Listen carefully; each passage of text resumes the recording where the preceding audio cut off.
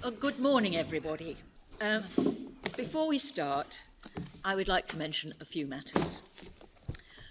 We have before us two appeals, one from England and Wales and one from Scotland. They both involve the same issue: whether it was lawful for the Prime Minister to advise Her Majesty to authorise the prorogation of Parliament by order in Council. That this is a serious and difficult question of law is amply demonstrated by the fact that 3 senior judges in Scotland have reached a different conclusion from 3 senior judges in England and Wales. The Supreme Court exists to decide such difficult questions of law, and we shall do so in accordance with our judicial oaths, to do right to all manner of people, according to the laws and usages of this realm, without fear or favour, affection or ill will. It is important to emphasise that we are not concerned with the wider political issues which form the context for this legal issue. As will be apparent when we hear the legal arguments, the determination of this legal issue will not determine when and how the United Kingdom leaves the European Union. As is usual, we shall hear arguments from each side in each appeal, first the appellants and then the respondents. We also have a small number of interventions from interested parties, including one from Northern Ireland, where the courts have not considered the prorogation issue, at least yet. For obvious reasons, these appeals have had to be heard at very short notice. We are grateful to everyone involved, the parties and their legal teams, and in particular the court staff, for their hard work in preparing for this hearing, for the written materials so promptly delivered, and for the cooperative way that everyone has worked with one another. As usual, these proceedings are being live streamed so that anybody who wishes to do so and has access to a computer can watch the arguments as they unfold. This is a very important aspect of open justice, and we hope that it will enable many people to understand what these appeals are all about, and just as importantly, what they are not about. Lord Pannick. Morning, my ladies, my lord. May I, on behalf of all of us, thank the court and the court staff for facilitating so speedy an appeal on these important matters. The court has a list of counsel appearing in these appeals. On behalf of Mrs. Miller, I want to make a submission on what we see as the 3 main points which arise on these appeals. May I please identify these issues and then develop my submissions on each of them. The first of them is, we say on the facts that the Prime Minister advised Her Majesty to prorogue Parliament for a period as long as 5 weeks because he, the Prime Minister, wished to avoid what he saw as the risk that Parliament during that period would take action to frustrate or to damage the policies of his government. And on this first issue, we will adopt the substance of the reasoning of the inner house of the Court of Session and briefly add some further points, in particular on the relevance of the failure of the Prime Minister to produce a witness statement, either by himself or by the Cabinet Secretary, responding to the allegations as to his motive. The second matter I will seek to address is that we will say that it is elementary in public law that a power may only be exercised for a proper purpose. And we will say that that principle applies to prerogative power as it does to statutory power. We say it is an improper purpose for the Prime Minister to use the power of prorogation because he wants to avoid the risk of Parliament undermining the policies of the executive during the relevant period. And that is because under our system of constitutional law, Parliament is sovereign and the executive is accountable to Parliament. For the executive to use a prerogative power to seek to evade control by Parliament stands the basic principles of constitutional law on their head.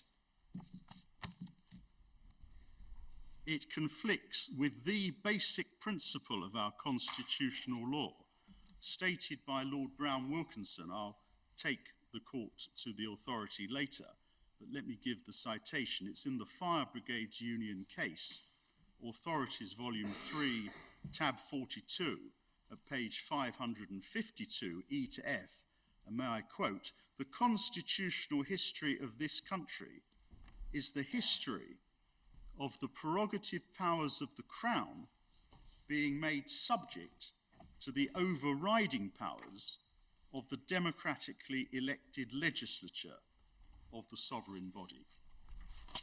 We will say that the arguments for the Prime Minister and the Advocate General assert the constitutional novelty that the powers of the democratically elected legislature are subject to the desire of the executive to avoid parliamentary scrutiny.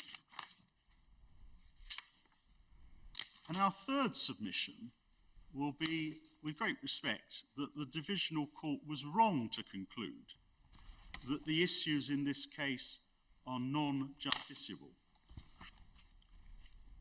Identifying whether a power has been used for a valid purpose is a legal question. It is not a political question. It's a question for the courts, and the rule of law so demands. This court is not being asked to identify a list of purposes for which prorogation would be lawful, nor is this court being asked to specify what would be a valid period of prorogation. The court is being asked to answer the legal question of whether it is within the scope of the power conferred on the Prime Minister for him to exercise it for the purpose alleged. My understanding is that Lord Keane, my learned friend Lord Keane, is going to address the facts of this case, and my learned friend Sir James Eadie is going to address the legal issues, that is issues 2 and 3. There may be some modification of that, but in substance that's what it amounts to. Can I also say I'm not abandoning the various other ways in which the claim has been put in the written submissions and in the points made by the interveners. And we're very grateful for all the interventions, and I have much of my submissions is derived from the points that are made in them. But I want to focus my oral submissions on what we see as the three main issues. My ladies, my lords, before I develop those 3 points, may I also indicate by way of introduction why we are going to say that the 3 points which are highlighted in the introduction to the written case of the Prime Minister and the Advocate General at paragraph 6 through to 9 have no substance. And they make 3 essential points. First, they say that there are no legal rules, only conventions governing the frequency with which Parliament sits and the length of time between parliamentary sessions. I emphasise we are not inviting the court to specify any such rules. Our case is that when the Prime Minister exercises his admittedly broad discretionary power to advise Her Majesty on prorogation, it is an improper purpose for him to be motivated by a wish to avoid parliamentary control over the policies of his government. The length of the prorogation in this case is important, but it is important not because a prorogation may only be for 1 week or 3 weeks. That is not our case. The length of the prorogation is relevant because the exceptional length of the prorogation in this case is strong evidence that the Prime Minister's motive was to silence Parliament for that period because he sees Parliament as an obstacle to the furtherance of his political aims. The second point emphasised by the Prime Minister and the Advocate General is that there are statutory provisions which regulate, to some extent, parliamentary sittings. Most recently, as the court will have seen, the Northern Ireland Executive Formation Act of 2019. Our response to that point is that none of that legislation addresses or affects the common law power and duty of this court to ensure that a discretionary prerogative power is not exercised for an improper motive. And the third point that the Prime Minister and the Advocate General emphasise is they say that this complaint is academic, their word, because Parliament was able to sit, and did sit, between the 3rd and the 9th of September, and Parliament will sit again on the 14th of October. They point out that Parliament legislated between the 3rd and the 9th of September, and if it wishes, it will be able to legislate again as from the 14th of October. Our answer to this point is twofold. First, we say if we can sustain our complaint that on the 28th of August, the Prime Minister advised Her Majesty that Parliament should be closed for 5 weeks because he was concerned that Parliament would or may damage the implementation of his policies, then that is an invalid purpose. And it is, with great respect, not for this court to seek to assess what Parliament would, may, or will do during those 5 weeks. If, as we contend, the Prime Minister acted for an improper motive, it is not now open to the Prime Minister to say that his fear was mistaken.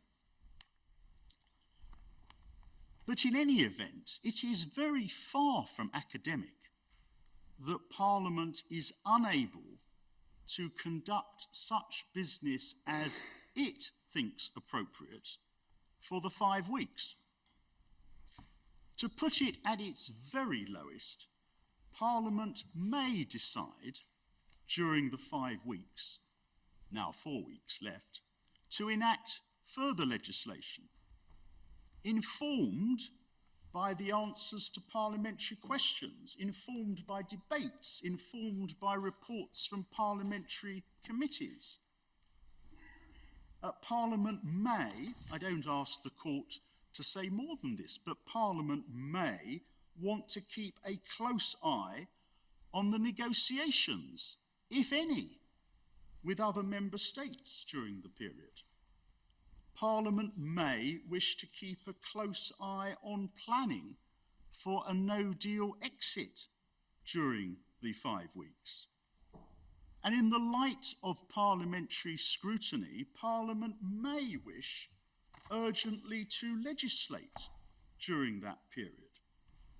It may wish to impose further obligations on the Prime Minister in the period leading up to the EU Council meeting on the 17th and 18th of October. The issues in these proceedings are very far from academic. The Prime Minister and the Advocate General say at paragraph 77 of their written case that there is no authority which supports the proposition that the exercise of a power to prorogue the legislature is amenable to judicial review. Our response, which I will develop, is that there are many precedents establishing the relevant principles of our constitutional law. There has hitherto been no need for any court to apply those principles in the context of the prerogative power to prorogue, because no Prime Minister has abused his powers in the manner which we allege in at least the last 50 years. That is, back to the development of modern principles of judicial review. Well, could I just raise one point there?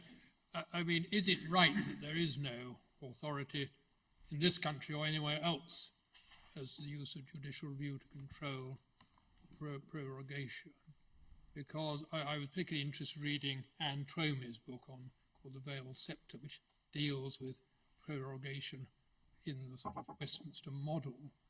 And it's quite clear from that the sort of issues of misuse or alleged misuse of power have come up on many occasions in many different jurisdictions. Not in courts. No, but that's why I was just wondering why not, given that they clearly, are we just looking at this country? Are we looking rather more broadly at experience in the common law world? We found, and the other side have found, no judicial authority. And I'm suggesting that the reason in this country, at least, why no case has come to court is because nobody has identified any similar factual circumstance in which the principles have needed to be applied. But I do say that there are well-established authorities as to the principles that should be applied in the circumstances of such a case. My ladies, my lords, one other preliminary matter. We say that Her Majesty the Queen enjoys no personal prerogative in this context. Her Majesty was obliged to accept the advice from the Prime Minister. The Prime Minister and the Advocate General disagree on that issue. See paragraph 35 of their written case, but they add, and we agree, I quote, "This is not an issue which arises for determination on the present appeal," end of quote. It may assist the court also just if I draw attention to what happened in this case, because on the 29th of August, the Lord President of the Privy Council, Jacob Rees-Mogg, was one of the Privy Councillors who attended on Her Majesty at Balmoral, and he has described how Her Majesty formally approved the Prime Minister's request to prorogue Parliament. And if the court, please, has the trial bundle in the Miller case, the court will see at tab number 51, Do we which have is this page- do we have this electronically? yes, it's page 373. I hope the court also has it electronically. Well, we have no less than, I'm sorry about this, but there's always trouble with the documents in these cases, and we need to sort it out. We've got 1, 2, 3, 4, 5 different documents on a memory stick. Is it the hearing bundle? Yes, it's called the trial bundle for hearing on 5th of September. I hope that is the same document as the President is referring to. It has 68 tabs, maybe more than 68. How many pages has it got? Oh, yes. My yes. volume goes up to page 518. Well, mine goes up to 591. Oh, but As then does it- mine, I'm Yes, afraid. so- I think it's could I ask the court to turn to tab number 51, which is page 373? Let's see whether it works, yes. 373. Yes, that should be an interview on the Today programme, and it was an interview, Mr. John Humphreys interviewing Jacob Rees-Mogg. I'm afraid not. It isn't. But then it's a different bundle. No, I Does don't the- think I think it may be the same bundle, but it's A different page. I'm very sorry about this. No, but it's not your. panic. Of course, it's not the President's fault. Does the court have tab 51? I do, but nothing happens when I press on it. Put it on paper. I'm terribly sorry, but it may be that we can try to sort that out and we use paper for the moment. It's page 436, I think, but nothing Well, I'm happens. very grateful. Nothing. Nothing happens. Yes. 436. Yes. Does the President have that number? Have Yes. that page? I'm Yes. grateful. Yes. I don't know why the numbering is different, and I'm very sorry, and it's very inconvenient for everybody, in particular the court. But if we turn over to the second page of that document, which I have at 374, at the end of that page, Mr. Jacob Rees-Mogg explains that it's simply wrong.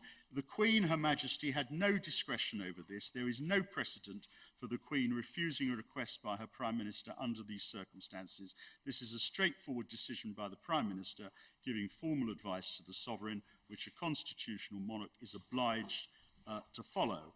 And on the next page, for those of the members of the court using the paper volume, it's page 375. At the bottom of that page, Mr. Humphreys, and the same when you said the Prime Minister wishes to prorogue, etc., she would just say approve. Mr. Jacob Rees-Mogg, that's absolutely right. It's important that people understand this is a prime ministerial decision. It's not a decision of the Sovereign and hasn't been, etc., etc. So that's what happened in practice. Her Majesty was advised that it was a matter for the Prime Minister, but as I've indicated, nothing turns on this, but it's the reason why we, for our part, are making no criticism of Her Majesty in these proceedings. Her Majesty acted on the advice of her Prime Minister. That's what I wanted to say, my lady, as by way of introduction. Can I turn to the first main issue, and that is the facts of this case? And I can be brief on this subject because we agree with the analysis by the Inner House of the Court of Session, in particular Lord Brodie at paragraph 89 and Lord Drummond-Young at paragraphs 120 to 123. And the essence of their reasoning is that the Prime Minister had made clear that he is determined that this country will leave the EU on the 31st of October, deal or no deal. The Prime Minister does not have a majority in the House of Commons for a policy of leaving, if necessary, with no deal. The Prime Minister has given no sensible reason, indeed no reason at all, for the exceptionally long period of this prorogation. And the Prime Minister as the evidence shows, sees Parliament as a threat to the fulfilment of his policy. I want to emphasise 2 points, if I may, additional to those made by the Inner House. The first is that there is evidence in the form of statements by the Prime Minister himself, which shows that the Prime Minister regards Parliament as at least a potential threat to the implementation of his policies. And there are 2 interviews with the Prime Minister. The first is by Sky News, and the court will find that interview in the same trial bundle. I have it at tab 54, which is page 400. I hope the court will be able to tell me where electronically the court has it, but in my bundle, it's trial bundle tab number 54, page 400. And it's an interview, BBC, a Sky News interview with Boris Johnson by the journalist Sam Coates.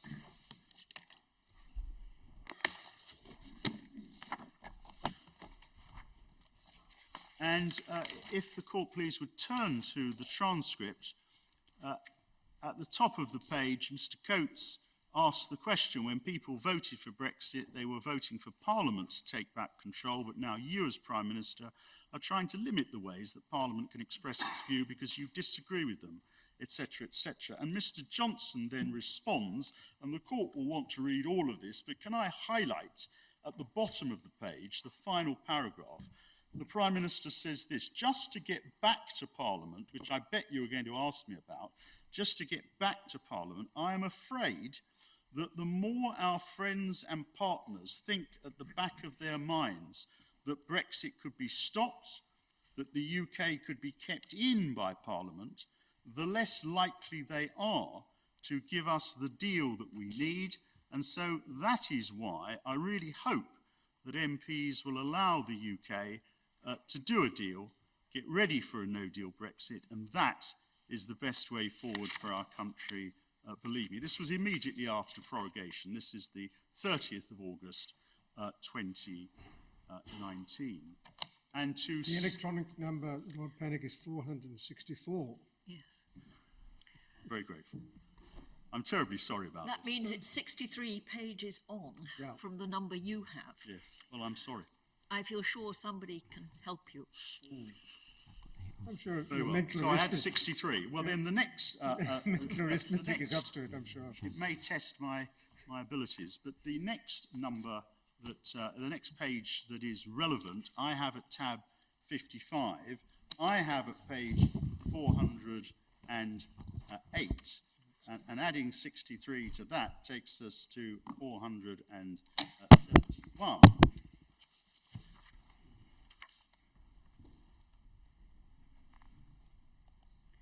And this is a BBC report, page 408 or page 471. Yep. On the second page of that, 409, the third paragraph up from the bottom, we see that Mr. Johnson was speaking to the BBC. And on the final page, not the final, penultimate page of this document, 473, about a third of the way down the page, there's a paragraph, he said, and that's Mr. Johnson, the best way to leave with a deal is if our friends and partners over the channel don't think that Brexit can be somehow blocked by Parliament. As long as they think in the EU that Parliament might try to block Brexit or might even succeed in blocking Brexit, the less likely they are to give us the deal we want. Now, I'm of course not asking this court to say whether the Prime Minister's assessment is correct or is incorrect.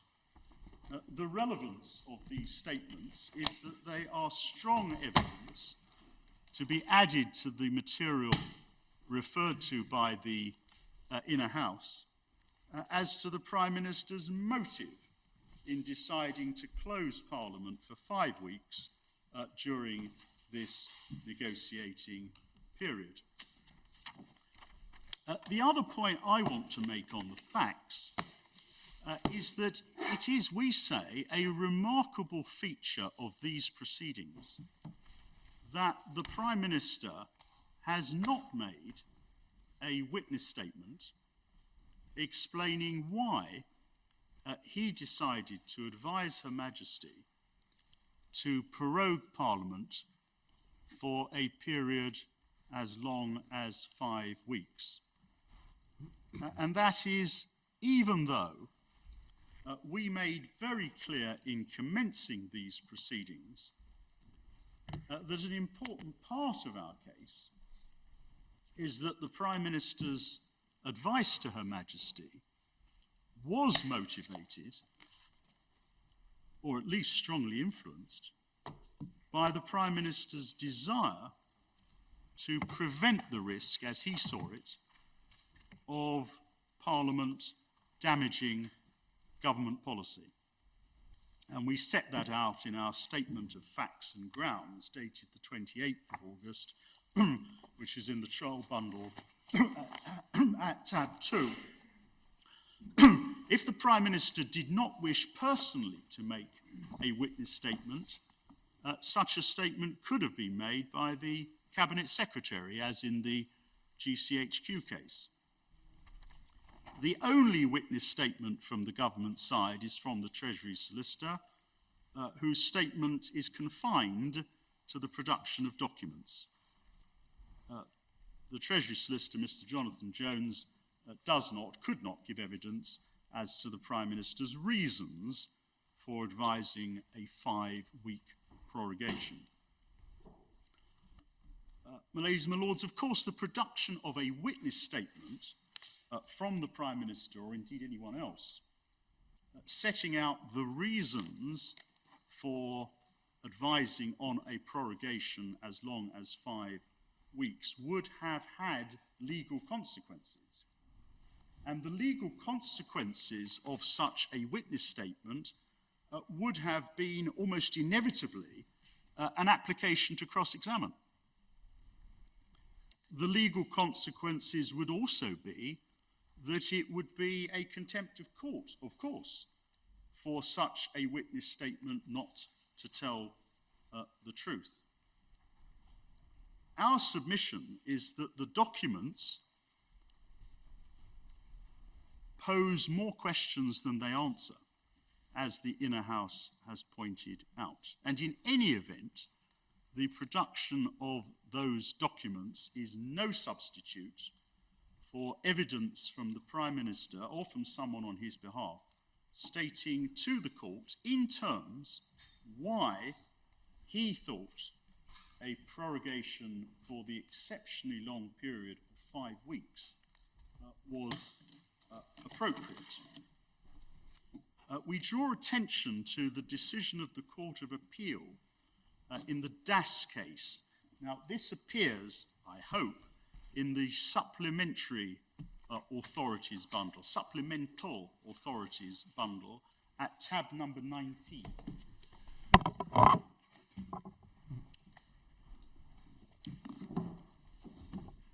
It's volume 1 of the supplemental authorities bundle, volume 1.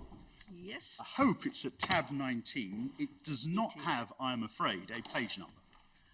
Well, it's 292 on the supplemental authorities. I'm grateful. I'm grateful. I've got several supplemental authorities. Supplemental Authorities, Volume 1, tab 19, Queen on the application of Das against the Home Secretary. Yes.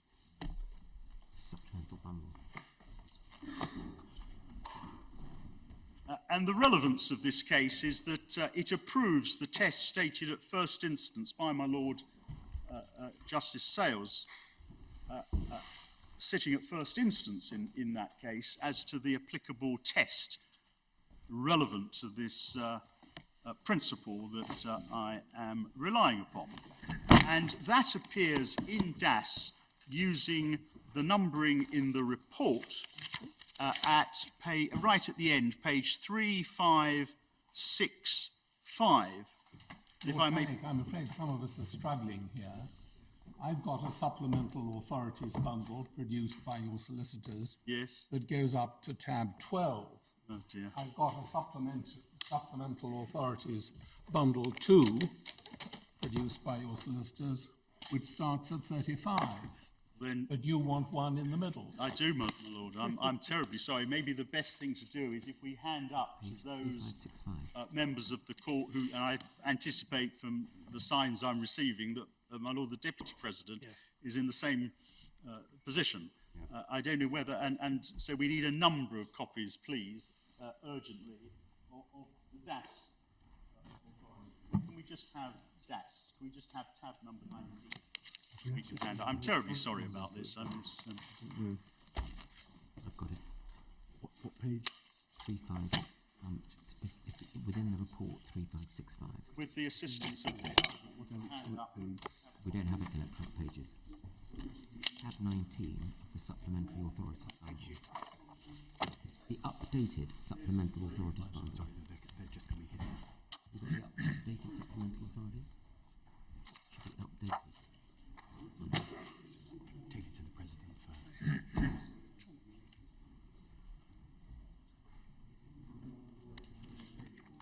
It's in the what? 1481 in the cherry bundle. Yes, it's also in the in bundles authority in the cherry. 1481. Ah, yes. Number 13. Yes, I have that. Volume. It also appears at Authorities Volume 1, tab 13. Yes. Grateful.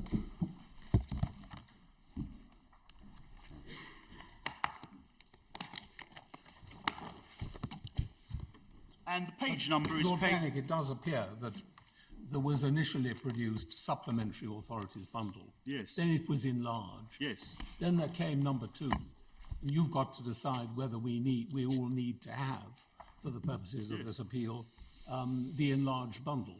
Well, and if so, as soon as possible. Well, indeed, my lord. Absolutely. But if you can actually use the Scottish... Well, I can for this case. Yes, I can for this case. that may be enough. Yeah. Well, it is for DAS. I'll have to check whether there are other authorities that the court needs to look at and doesn't have. Tab number 19 in the Miller case, 13 in the Cherry case, is the DAS authority, and it's at page 3565. It's paragraph 80. And counsel for the Secretary of State is submitting that there's no obligation to file witness evidence.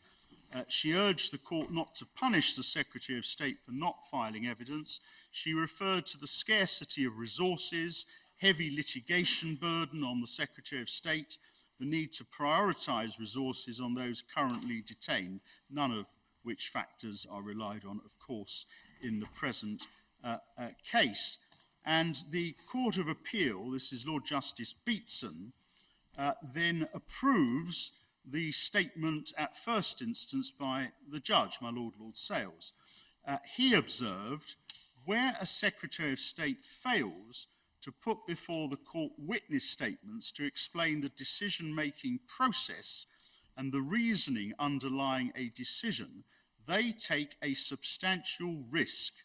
In general litigation, where a party elects not to call available witnesses to give evidence on a relevant matter, the court may draw inferences of fact against that party. The basis for drawing adverse inferences of fact against the Secretary of State in judicial review proceedings will be particularly strong, because in such proceedings the Secretary of State is subject to the stringent and well-known obligation owed to the court by a public authority facing a challenge to its decision. In the words of Lord Walker for the board in the Belize case, to cooperate and to make candid disclosure by way of affidavit of the relevant facts, and so far as they're not apparent from contemporaneous documents which have been disclosed, the reasoning behind the decision challenged in the judicial review proceedings. And we rely on that statement of principle. We say that at best, from the Prime Minister's point of view, the documentary material, that is the material referred to by the Inner House and the statements to broadcasters to which I have referred, are at best, from the Prime Minister's view, ambiguous about whether his concern about Parliament potentially damaging negotiations was his motive, or an important part of his motive, for advising on an exceptionally long prorogation. We say this case cries out for an answer in a witness statement to the allegation that was made against the Prime Minister. And in the absence of such a witness statement and the willingness of the Prime Minister to submit to potential cross-examination, we say the court should infer that there is no answer. You might want to check. I think this question about drawing inferences in the absence of reasons is considered in Padfield. Yes, it is. It is. I'm going to come to Padfield. Oh, right. Your Lordship's, of course, correct. There are many cases where this point has been addressed. I was also going to mention the GCHQ case, where, of course, issues were raised about national security, whether or not the decision of the then Prime Minister to remove the right to trade union representation at GCHQ without consultation because of national security considerations was the subject of witness evidence. It was the subject of an affidavit from the Cabinet Secretary, and the appellate committee in that case, notwithstanding the very sensitive subject matter, made it very clear that the government needed to produce evidence to support their claim that there were national security considerations. Sir Robert Armstrong produced an affidavit. Can we look, please? Can I just, it may not matter, but I think Lord Walker was dissenting, wasn't he, in the Belize Alliance case? And, I mean, you said for the board, I think he was dissenting. I don't know whether that statement, which is very clear and helpful, has been adopted either by this House, by this court, or by the board. Well, we can check that. It's certainly been accepted as the judgment of my Lord, Lord Sales, yes, indicates, approved by the Court of Appeal in that case, as the governing principle, certainly in the context of public law, that if an allegation is made, a factual allegation, and the material is at least ambiguous, one expects the minister or someone on his behalf to answer that. No, I mean, I'm not questioning the principle. I just think it'd be clear, useful to have a most authoritative statement of that. Can we look, see if we can find that? It may be that there isn't, otherwise my Lord, Lord Sales would have referred to some approval, I'm sure, of the principle stated by Lord Walker. But we say that that is the principle. Can I show the court, please, the GCHQ case? That is in the Miller Bundle of Authorities, Volume 1, and it appears at tab number 11.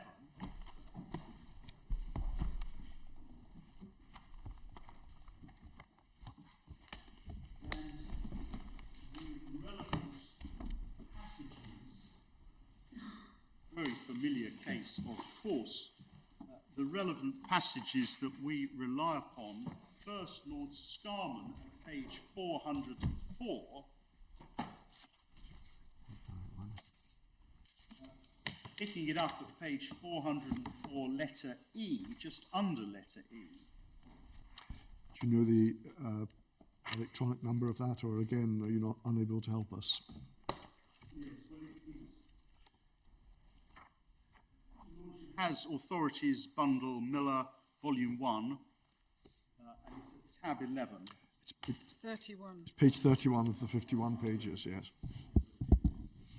And if the court returns using the internal numbering at page 404, internal numbering, because I'm afraid I don't have the electronic numbering, page 404, just under letter E, Lord Scarman says the point of principle in the appeal is as to the duty of the court when in proceedings properly brought before it, a question arises as to what is required in the interests of national security. And then picking it up again at G, though there are limits dictated by law and common sense, which the court must observe in dealing with the question, the court does not abdicate its judicial function. If the question arises as a matter of fact, the court requires evidence to be given. If it arises as a factor to be considered in reviewing the exercise of a discretionary power, evidence is also needed so the court may determine whether it should intervene to correct excess or abuse of the power. And on the preceding page, page 403, just under letter B, the court sees that there was evidence.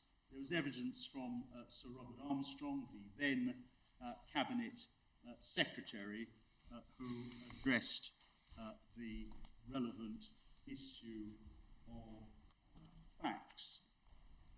And at page 420 of the report, at letter E, Lord Roskill is to like effect, 420 letter E, the courts have long shown themselves sensitive to the assertion by the executive that considerations of national security must preclude judicial investigation of a particular individual grievance.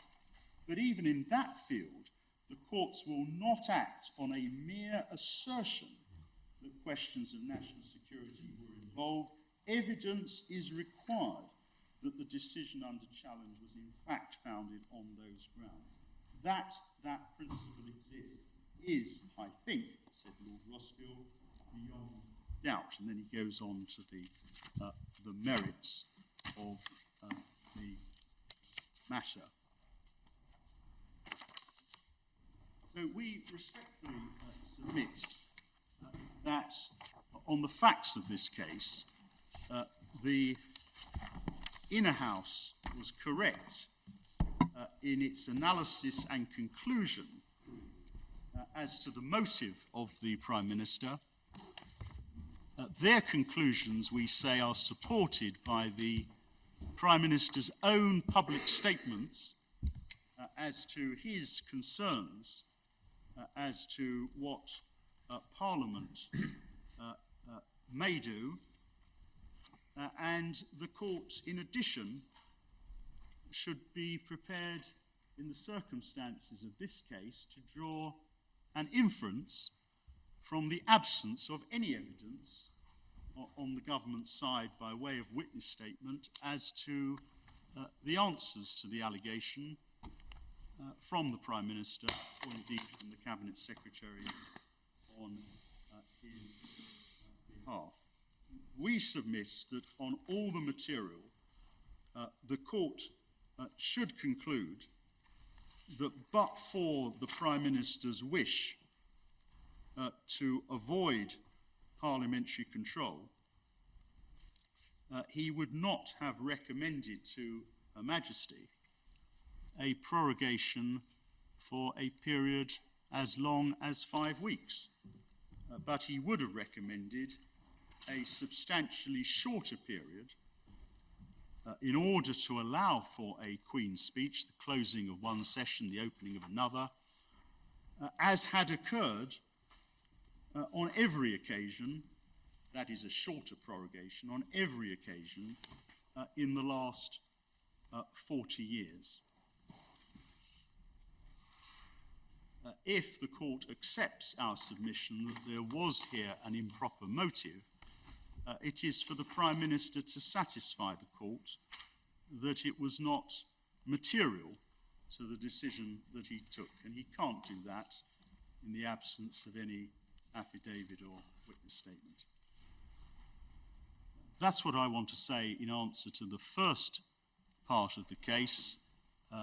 Lord Keane, of course, will respond for the government by way of answer to the decision of the Court of Session, and my friend Mr. O'Neill will have the opportunity to address the points that Lord Keane made. But that's what I want to say in opening on that part of the case.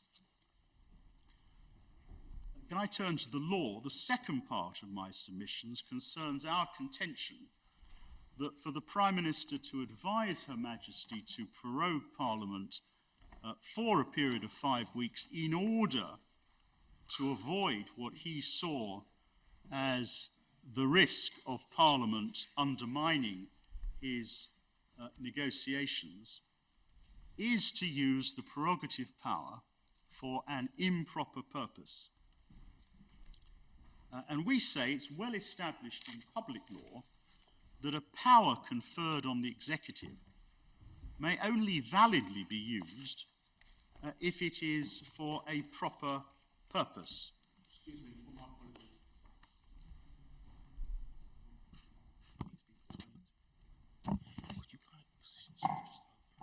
Thank you.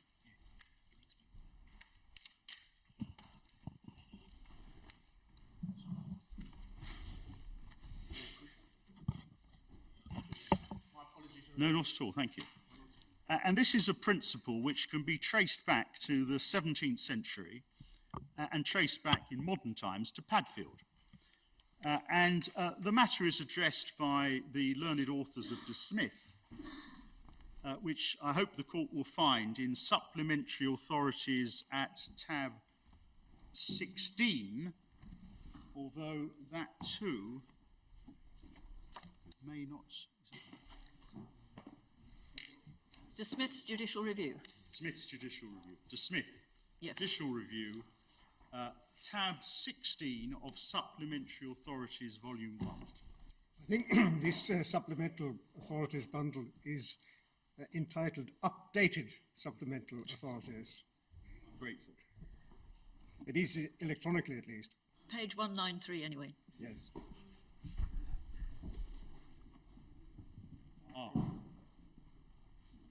There is apparently, I'm told, an envelope that some members of the court may have with the updates. That may be the answer. Yes, because I had DAS, but I'd opened the envelope, so possibly that's the explanation. I appreciate some members of the court may not have appreciated. There are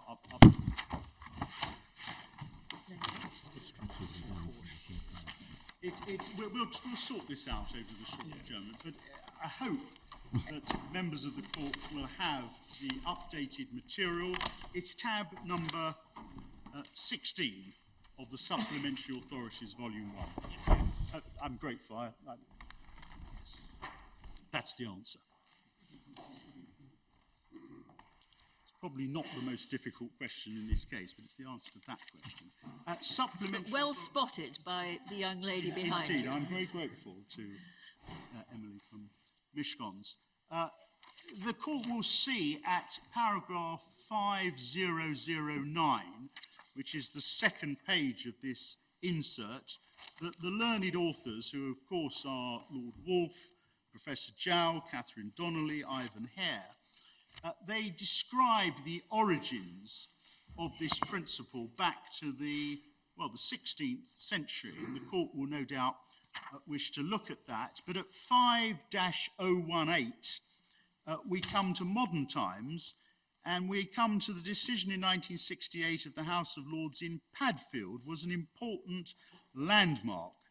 And it reminds us of the context. The minister had refused to appoint a committee, as he was statutorily empowered to do at his discretion, to investigate complaints made by members of the Milk Marketing Board that the majority of the board had fixed milk prices in a way that was unduly favourable to the complainants. The House of Lords held that the minister's discretion was not unfettered, and that the reasons he'd given for his refusal showed that he'd acted ultra vires by taking into account factors that were legally irrelevant and by using his power in a way calculated to frustrate the policy of the Act. And we have, Padfield, in the same volume, tab 18.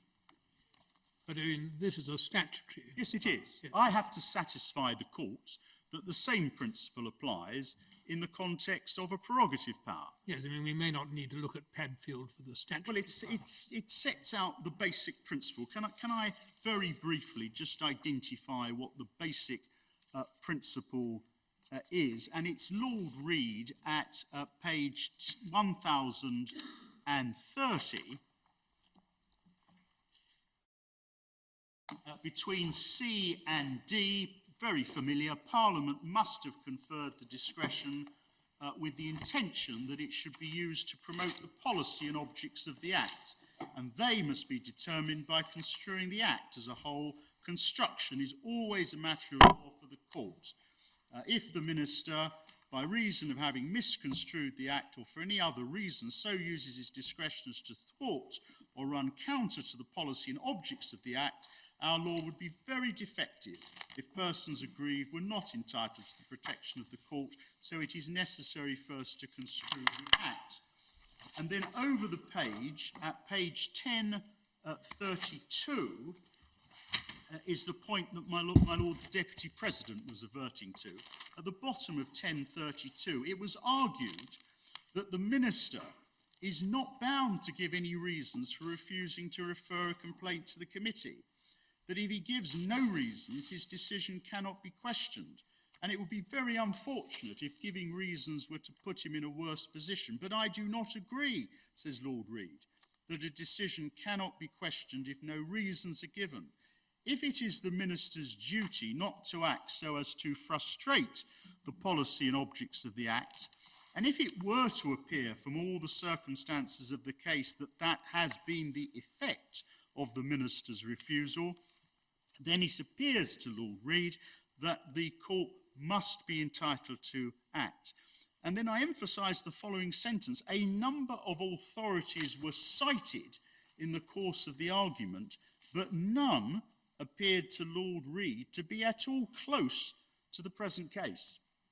In other words, his lordship was not deterred by the absence of a clear precedent. His lordship proceeded, as I am inviting this court to proceed, by reference to principle. The speeches of the other members of the appellate committee were to like effect, and without taking the court through them, they were Lord Hodson in particular at 1049 E to G, Lord Pearce at 1053G to 1054A, and Lord Upjohn at 1061E to 1062A. It might be said that there is there's a different nuance here from the passage that you cited from Mr. Justice Sales, that rather than drawing an analogy with a failure in ordinary proceedings to lead an available witness, and therefore being inclined to draw an adverse inference against a party, it's put here more in terms of looking at all the circumstances and deciding what inference should reasonably be drawn. Yes, but in my submission, the absence of a witness statement that addresses what is otherwise at least a strong prima facie case is a relevant consideration for the court to address. Public law has moved on in my submission since 1968. The approach in 1968 was that the minister cannot simply say, I have no duty to give reasons. The modern law is strongly influenced by the development of duties of disclosure and a recognition that a minister can be expected specifically by evidence to address a complaint. But I recognise this case is not of itself authority. But it's also interesting, isn't it, that Lord Reid was speaking of if it were to appear from all the circumstances of the case that had been the effect of the minister's refusal to do what he should have done. Yes, indeed. One looks at the consequences of what is happening. It's the purpose and the effect are both relevant in this context, and if the inevitable effect is to frustrate the operation of parliamentary procedures, that assists in identifying the motive of the minister. But might it be unlawful if the effect was to do that, even if that was not determined to be the motive? Well, that is our alternative way of putting the case, that we have put the case at all stages by reference to the motive of the Prime Minister and by reference to the inevitable effect that the Prime Minister's decision to close Parliament for 5 weeks inevitably, in the context of this case, has a very damaging impact on the ability of the legislature to scrutinise the actions of the executive. Indeed so. And we are not wedded to a solution that involves a finding of a wrongful motive. We have put the case in both ways. The gravamen of your complaint is really the effect on parliamentary accountability, parliamentary scrutiny, yes, the opportunity to legislate. Yes. And even if there had been no intention to block all that in order to pursue a particular government policy, you would still have the same complaint, would you not? Well, at least a stronger complaint, albeit you'd be putting it in a different way. Well, one can put it either way. At its very lowest, the Prime Minister's decision to prorogue for a period as long as 5 weeks prevents Parliament from performing its scrutiny functions over the activities of the legislature.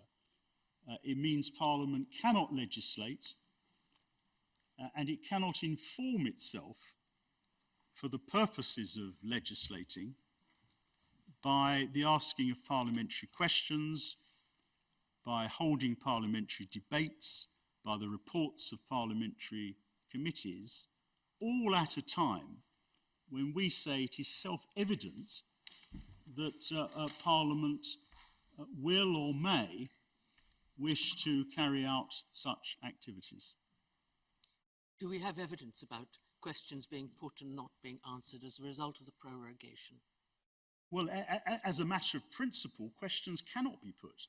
Once Parliament is prorogued, it is simply not possible for parliamentary questions, written or oral, to be tabled. But were any tabled and not answered? The questions that were asked before prorogation, I suspect they were, but we don't have the material. I can seek to find out the answer to your ladyship's question. But as a matter of principle, any development, and there are inevitably developments, as from the 9th of September, cannot lead to any parliamentary question being asked, written or oral, by any member of Parliament. Parliament is closed. You cannot, as a member of Parliament, member of the Commons, member of the Lords, you cannot ask any question. And that is made clear in the material before the court. It's made clear, if the court wants to have document in the briefing paper from the House of Commons, which is in the main bundle at the hearing bundle, trial bundle, tab 29. It's the House of Commons briefing paper. It's page 169, and adding, 63 pages, takes us to 232. But I have it at tab number 29 of the trial bundle. And And the relevant passage, if the court has that document, is at page 180 in the paper version, 223 in the electronic version. In the middle of the page, neither House of Parliament sits. During prorogation, Parliament does not meet. This means legislation cannot be considered or introduced by MPs and peers. Debates in the Chamber or Westminster Hall are not held. Written and oral parliamentary questions cannot be asked. Committees do not carry out the usual business of inquiries and evidence taking. The temporary suspension of activity is not normally significant, as a new session typically begins shortly thereafter. For a longer prorogation, however, this suspension of activity weakens the ability of parliamentarians to hold the government to account. That's the undisputed position. There will inevitably, thinking about your ladyship's question, there will inevitably have been parliamentary questions that were pending on the 9th of September, which will not have been answered and will not now be answered until the 14th of October. But the point I emphasise is that Parliament is prevented from responding to whatever developments there may be, and it's not difficult to see that there are and will be developments as from the 9th of September. Do we have evidence of what other business was lost? I mean, there were a number of bills. Yes, there were. Is there evidence about we can try to find that for the court. Some of those bills, I accept, will be reintroduced once Parliament resumes. So that's not an aspect you rely on particularly? Well, it's not in the forefront of my submissions. The forefront of my submissions is that in the circumstances of this case, we say the plain effect of the Prime Minister's decision that Parliament will not sit for 5 weeks is to prevent Parliament from performing its scrutiny functions, which include legislation, in response to whatever developments there are not. But an important part of this case is the distinction between Parliament adjourning, going into recess, Yes. And prorogation. Absolutely. And an important feature of prorogation is that, in most circumstances, bills that are currently under consideration are lost. Precisely so. And it would be of great interest to us to know which bills were lost. We can find out. We will find out the answer to the question put by the President and by my Lord Carnworth. Of course, during a recess, by contrast with prorogation, parliamentary questions can be asked and they are answered. During a recess, parliamentary committees continue. They produce their reports. And of course, a recess is a judgment made by Parliament itself. Parliament decides when it is going to recess. There's a need for a motion before the House. So just finishing this submission, Padfield, the authors in De Smith, and I was showing the court the relevant passage in De Smith, they make the point in supplementary authorities, it was tab 16, they make the point at paragraph 5090. 90 or 19? 90, 5090. Thank you. That this is an elementary proposition. That is, that power granted for one purpose may not be exercised for a different purpose.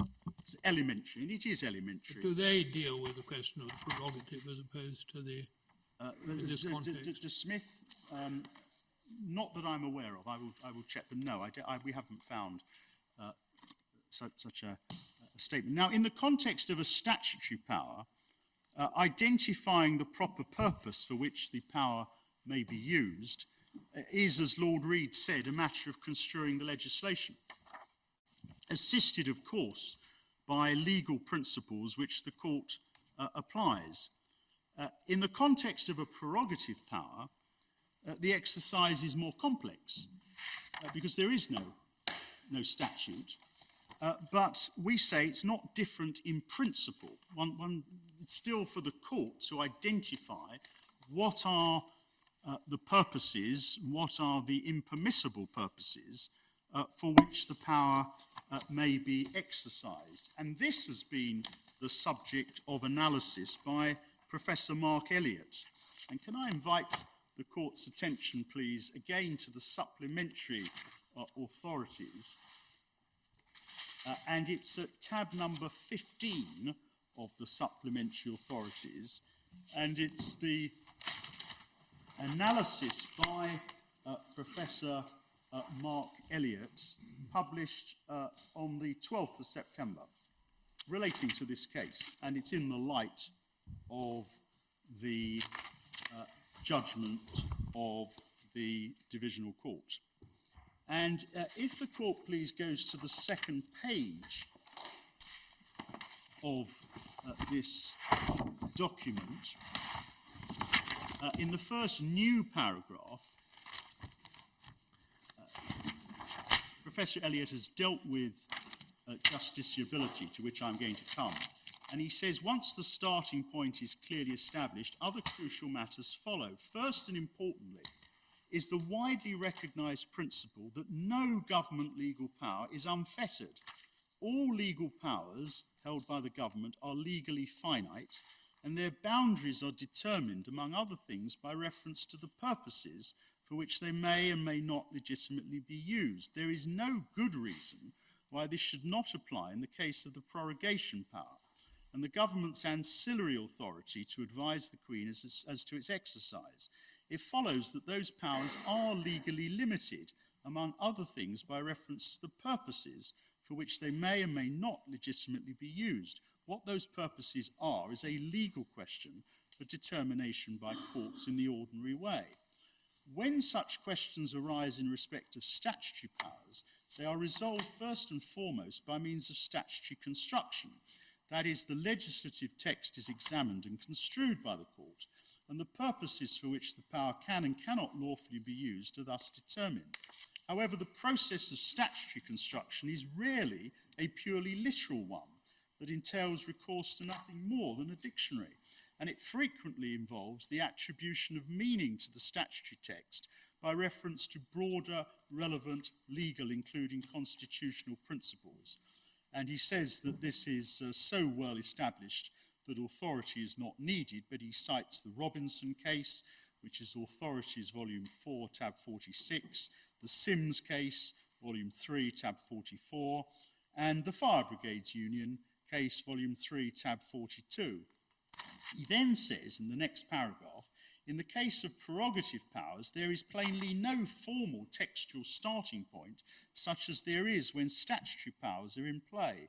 It follows that it may be more difficult to determine the boundaries of such powers, including by reference to the purposes for which they can and cannot lawfully be used. It does not, however, follow that no such boundaries exist, nor does it follow that questions as to the location of such boundaries are anything other than legal questions. Just as fundamental constitutional principle may cast light on the proper meaning of statutory texts, and thus on questions as to the proper and improper use of statutory powers, so fundamental principle may illuminate and determine the boundaries of prerogative power, including the purposes to which they can and cannot lawfully be put. And on the next page, in the paragraph, the new paragraph, a third of the way down, in these cases, the question is therefore whether the use to which the power has been put results in the boundaries of the power having been exceeded with reference to any purposes for which the power may not lawfully be exercised. The Divisional Court rightly noted that there are several purposes for which the power can lawfully be exercised, but the question here is whether the power has been used for a purpose for which it cannot be so exercised, and that raises questions of evidence and legal principle. He says he takes no position on the evidential question, two legal questions then arise. Is the stymieing of Parliament, that's the inner sessions, the inner house's phrase, is it a purpose for which the prorogation power can lawfully be exercised, and is dealing with this matter something that the court can legitimately do, or are the issues non-justiciable? He says, notwithstanding all of the sound and fury, neither of those questions, it seems to him, raise especially controversial or difficult legal or constitutional questions. The first question falls to be answered by reference to fundamental constitutional principle, and one such principle is the representative nature of democracy in the UK and institutional arrangements, including executive accountability to Parliament, that are thereby necessitated. Recourse to such principle in determining the limits of the power should hardly be a controversial step, nor should the conclusion that it is incompatible with the nature of parliamentary democracy for the executive to have a legally unfettered power to suspend the operation of Parliament to shield the executive from parliamentary scrutiny. And that's our case. We say... I mean, it doesn't... Interesting enough, even someone as knowledgeable on this subject, Professor Elliott, doesn't have any authority to support what he says. He just says it. No, he says it's constitutional principle. His argument is that just as a statutory power... Yes, I mean, I understand the argument, but it would be comforting to have some authority. I mean, the only case where I think we'd have to consider this was Sanderford. Well, we'll come to that. But the difficulty is to the absence of occasions in which prerogative powers have been used with the purpose or with the inevitable effect of undermining a basic constitutional principle, that is here parliamentary sovereignty. It has not occurred. And just as in the Padfield case, Lord Reid said his lordship was not deterred by the absence of a precise precedent, my submission to this court is that it should not be deterred. It should apply fundamental principle. And there are two. The fundamental principle that no power enjoyed by the executive may be used with the purpose or with the effect of undermining fundamental principles of law. And the second limb of the argument is that it does undermine, either as a matter of purpose or as a matter of inevitable effect, a fundamental principle of our constitutional law, which is that the executive is answerable to Parliament. And here, the purpose and or effect of the decision is to remove such accountability, such scrutiny, at a vital time. It's not just Professor Elliott who makes these points. The other leading, I would submit, academic authority of relevance in this area is Professor Craig of Oxford University, and his analysis is in the same bundle, tab 13. Could I invite the court's attention, please, to tab 13, Professor Paul Craig, Professor of English Law at Oxford University.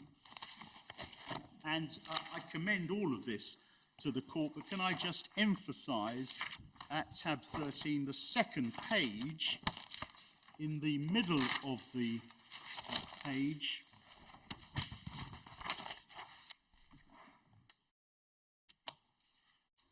and there's a paragraph in the middle. He's dealing with the argument of the divisional court. He says, if we accept such an argument, then we recast the boundaries of parliamentary sovereignty as traditionally conceived.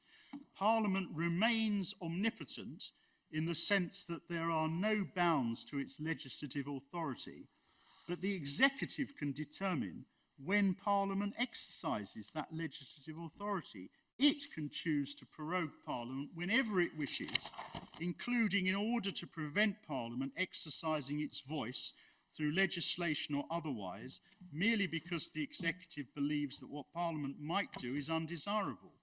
The executive's decision in this respect is legally unchallengeable, irrespective of the ground on which the prorogation decision is based. If this represents the law, says Professor Craig, then every textbook, article and essay on constitutional law has missed this crucial qualification to the sovereignty of Parliament.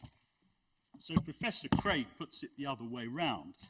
He says that if it were really to be the constitutional law of this country, that the executive may act for the purpose or with the inevitable effect of silencing parliamentary scrutiny, then one would expect to find some authority to support that contention, and there is none.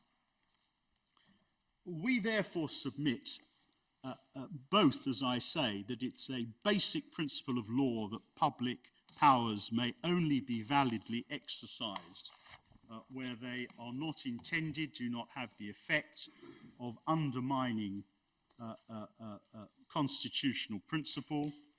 And we say here that either the purpose of the Prime Minister or the inevitable effect of his decision is to silence Parliament unnecessarily, because it doesn't need to close for 5 weeks in order for there to be a Queen's speech, and undermine constitutional principle. What is the principle? Well, it's a principle of common law as to parliamentary sovereignty. Can I take the court, please, to the first Miller case, which is in Authorities Bundle number 3. And it's at tab number 29. Main Authorities Bundle for Miller. Bundle 3, tab number 29.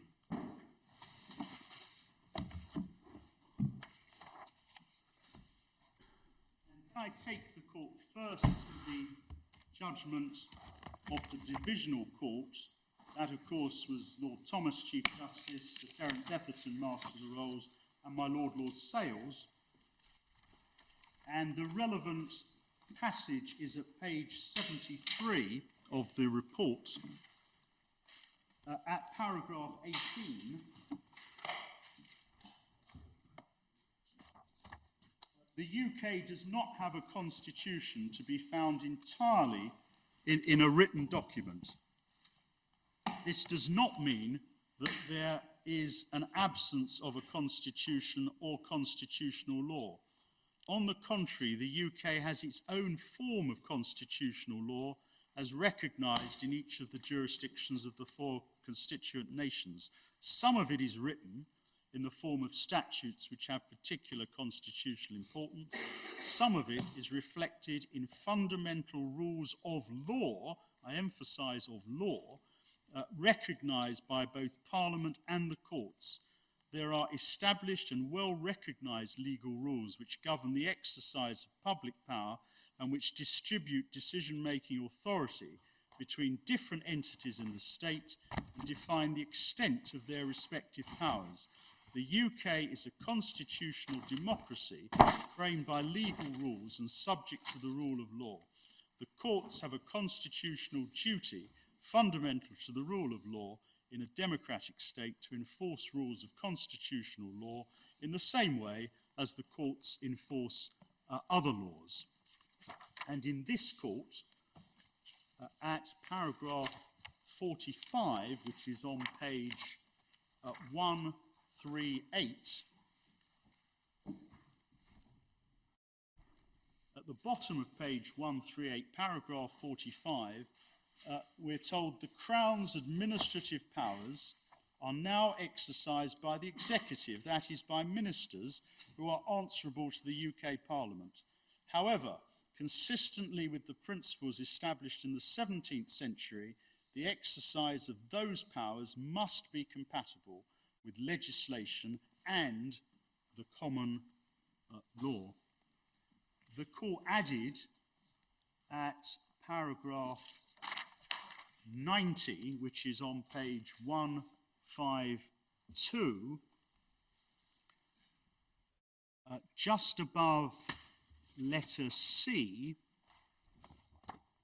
bearing in mind this unique history and the constitutional principle of parliamentary sovereignty, it seems most improbable that those two parties, that's Parliament and the courts, had the intention or expectation that ministers, constitutionally the junior partner in that exercise, could subsequently remove the graft without formal appropriate sanction from the constitutionally senior partner in that exercise, Parliament. Ministers are constitutionally the junior partner. And the real issue in this case is whether the junior partner may lawfully remove the scrutiny of its activities by the senior partner, either with the motive or having the effect of removing such scrutiny on vitally important questions.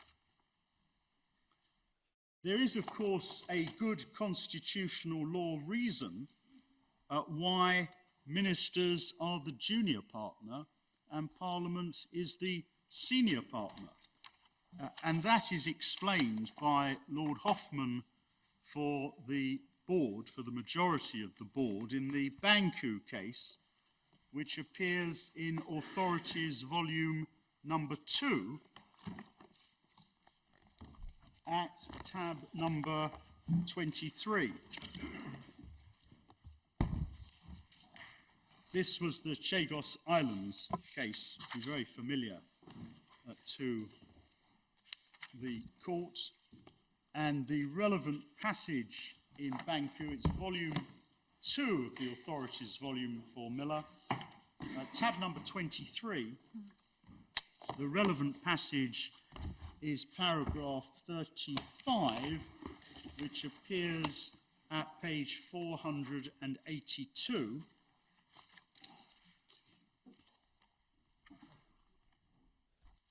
Paragraph 35, page 482, Lord Hoffman, for the majority of the board, the fact that orders in council resemble acts of parliament does not mean they share all their characteristics. And then this, the principle of the sovereignty of parliament, as it has been developed by the courts over the past 350 years, is founded upon the unique authority parliament derives from its representative character. An exercise of the prerogative lacks this quality. Although it may be legislative in character, it is still an exercise of power by the executive alone. And that's why the executive is, to use this court's phrase, the junior partner in the constitutional exercise. One other authority to like effect, which I mentioned in opening, is the Fire Brigade Union case. It's to be found in volume 3 of the Miller Authorities at tab number 42. Volume 3, tab number 42.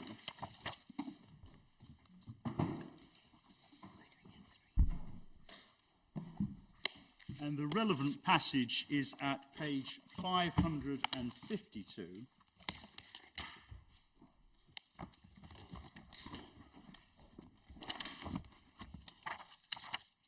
In the speech of Lord Brown Wilkinson, it's just under letter E on page 552. The constitutional history of this country is the history of the prerogative powers of the Crown being made subject to the overriding powers of the democratically elected, and I emphasize those words, democratically elected legislature as the sovereign body. And it is our submission that the case for the Crown in the present proceedings necessarily has to contend for the reverse, that the powers of the democratically elected legislature as the sovereign body, are subject to the decisions of the executive as to when the executive enjoys, it is said, a discretion, complete discretion, to remove the powers of the democratically elected legislature in terms of motive or effect.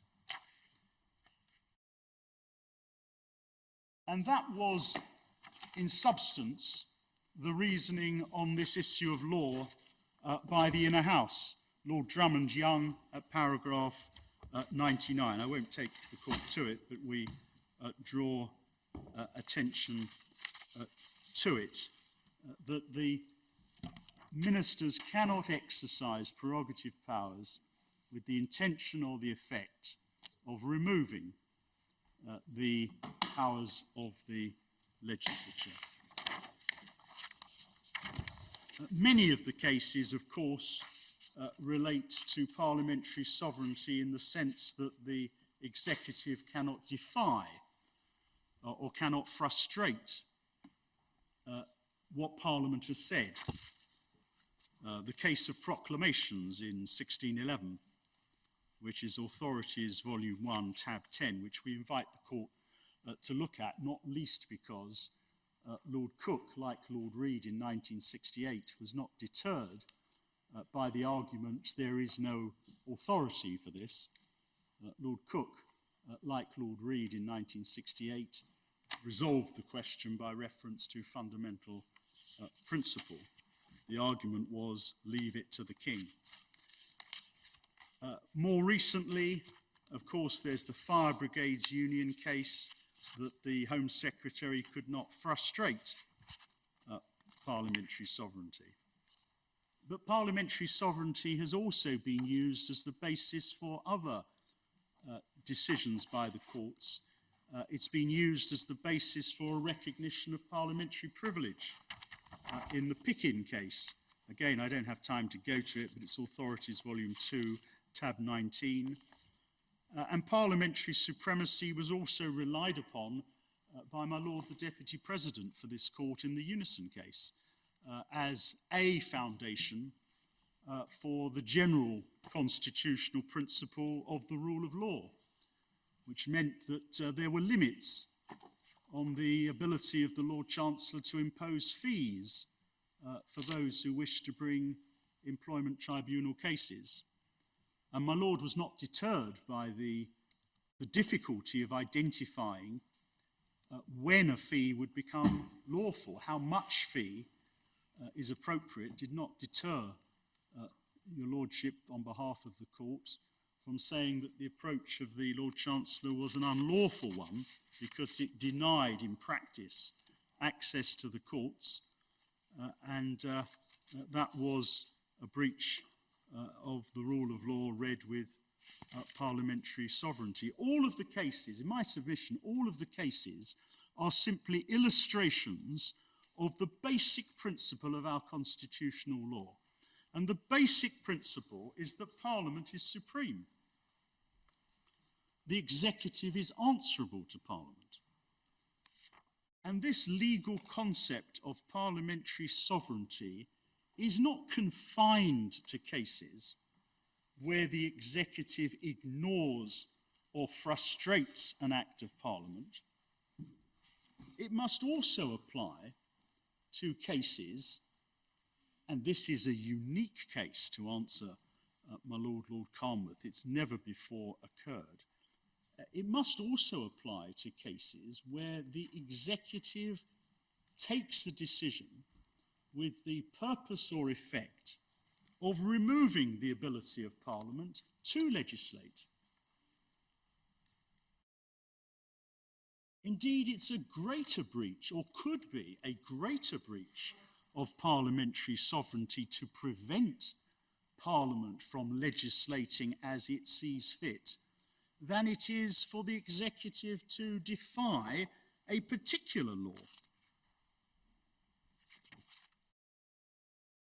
The inferior body, the junior partner, the executive cannot validly use its constitutional powers for the purpose or with the effect of preventing the superior body from performing its constitutional functions, particularly when that constitutional function is the scrutiny of the junior partner itself.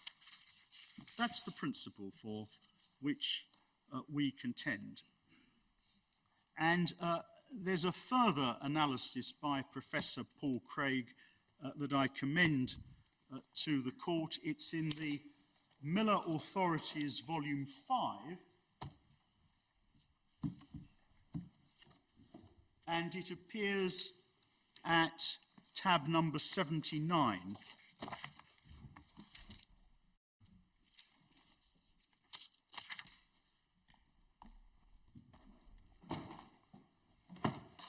This was published on the 31st of August by Professor Craig, tab number 79 of Volume 5. He refers in the second paragraph to the leading cases. In the fourth paragraph, he says, the salient issue in relation to prorogation is whether the Prime Minister's discretionary power should be limited pursuant to the principles underlying the case law set out above. He says the argument for an affirmative answer is compelling, and he says it's for two related reasons. First, to contend that there is some difference between the existing case law and the present situation does not withstand normative examination. The reality is to the contrary. The rationale for intervention to protect parliamentary sovereignty is even stronger than in the preceding cases. Consider the following two propositions. Parliament has enacted a statute. The executive seeks to circumvent it by recourse to the prerogative. The court intervenes to protect parliamentary sovereignty, and it does. Parliament wishes to exercise its legitimate authority through enactment of a statute or in some other way. The executive precludes this through prorogation, and the court is said to be powerless to intervene. This distinction makes no principled sense, more especially because the latter abuse of discretionary power is more far-reaching and significant than the former. The former impacts only on a particular statute. The latter constitutes a preemptive strike that takes Parliament out of the entire game for the crucial period during which it is prorogued. It affects not merely one piece of legislation, but its capacity to exercise the totality of its legislative authority, thereby severely curtailing the opportunity for parliamentary voice on an issue that, whatever one's view about Brexit, is of major importance for the UK's future. This is, moreover, the reason why judicial intervention in this instance would not signal some general judicial intrusion in this terrain. The use of prorogation in this instance is singular and warrants judicial intervention. Secondly, the case for intervention is also compelling because of the impact of the abuse of power in relation to prorogation on the sovereignty principle itself. The sovereignty of Parliament is the foundational principle underlying the unwritten UK Constitution. This sovereignty resides with Parliament, not with the executive. And he says that it represents a challenge to sovereignty since the executive in the standard case seeks to bypass an existing statute through recourse to the prerogative. It was for this very reason the House of Lords intervened to prevent this. The prorogation scenario is more far-reaching in its impact on sovereignty. The political discussion of prorogation by the present government was predicated on the assumption it could be legitimate for the Prime Minister to make use of the power intentionally. Then he's turning to intention to bypass what was felt to be a recalcitrant Parliament. This cannot be constitutionally correct. To subscribe to such reasoning diminishes parliamentary sovereignty as a foundational principle. It transforms the UK constitutional order such that the cards become stacked in the executive's favour. And we rely on all of that, my lords and my ladies. Can I ask you to, if it were put to you that that Parliament is indeed sovereign and the government's accountable to Parliament, when Parliament sat in early September, if it were sufficiently concerned about the prospect of prorogation, it could have held the government to account by passing a vote of no confidence in it. If Parliament has held its hand, should the courts intervene? Well, my answer to that is that it is well established that the executive is answerable to Parliament for matters of politics. But the executive is answerable to the courts for matters of law. And I respectfully submit that this court is simply not concerned with whether or not the Prime Minister could command the confidence of the House of Commons, whether a vote of no confidence could have been brought, what the consequence of it might have been. That is, in my submission, no answer with respect to the accountability of the Prime Minister to this court for the legality of his conduct.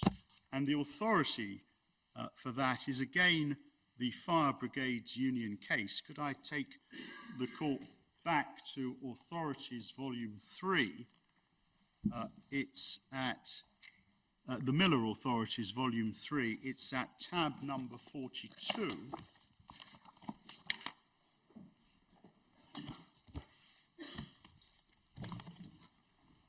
And the relevant passage appears at 572, again in the speech. I'm sorry, this is in the speech of Lord Lloyd of Berwick at 572, Volume 3, Authorities, tab 42, page 572, at the bottom of the page. Lord Lloyd says this: no court would ever depreciate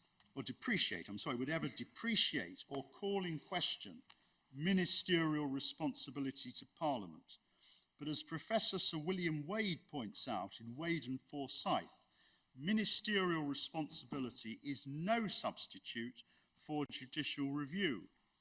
And then Lord Lloyd cites what was said by Lord Diplock in the National Federation of Self-Employed case. And Lord Diplock said this: it is not, in my view, a sufficient answer to say that judicial review of the actions of officers or departments of central government is unnecessary because they are accountable to Parliament for the way in which they carry out their functions. They are accountable to Parliament for what they do so far as regards efficiency and policy, and of that Parliament is the only judge. They are responsible to a court of justice for the lawfulness of what they do, and of that the court is the only judge. And we rely upon that fundamental principle. And I respectfully submit that if that argument were to be advanced against me, that Parliament could have expressed its dissatisfaction with the vote of no confidence, it is to blur the arguments of policy with the arguments of law. It is simply no answer to our submissions if they otherwise be correct.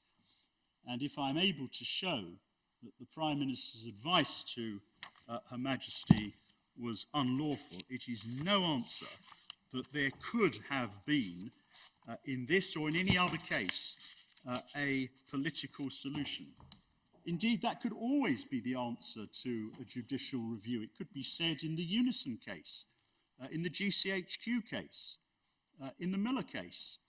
The Prime Minister is answerable to Parliament.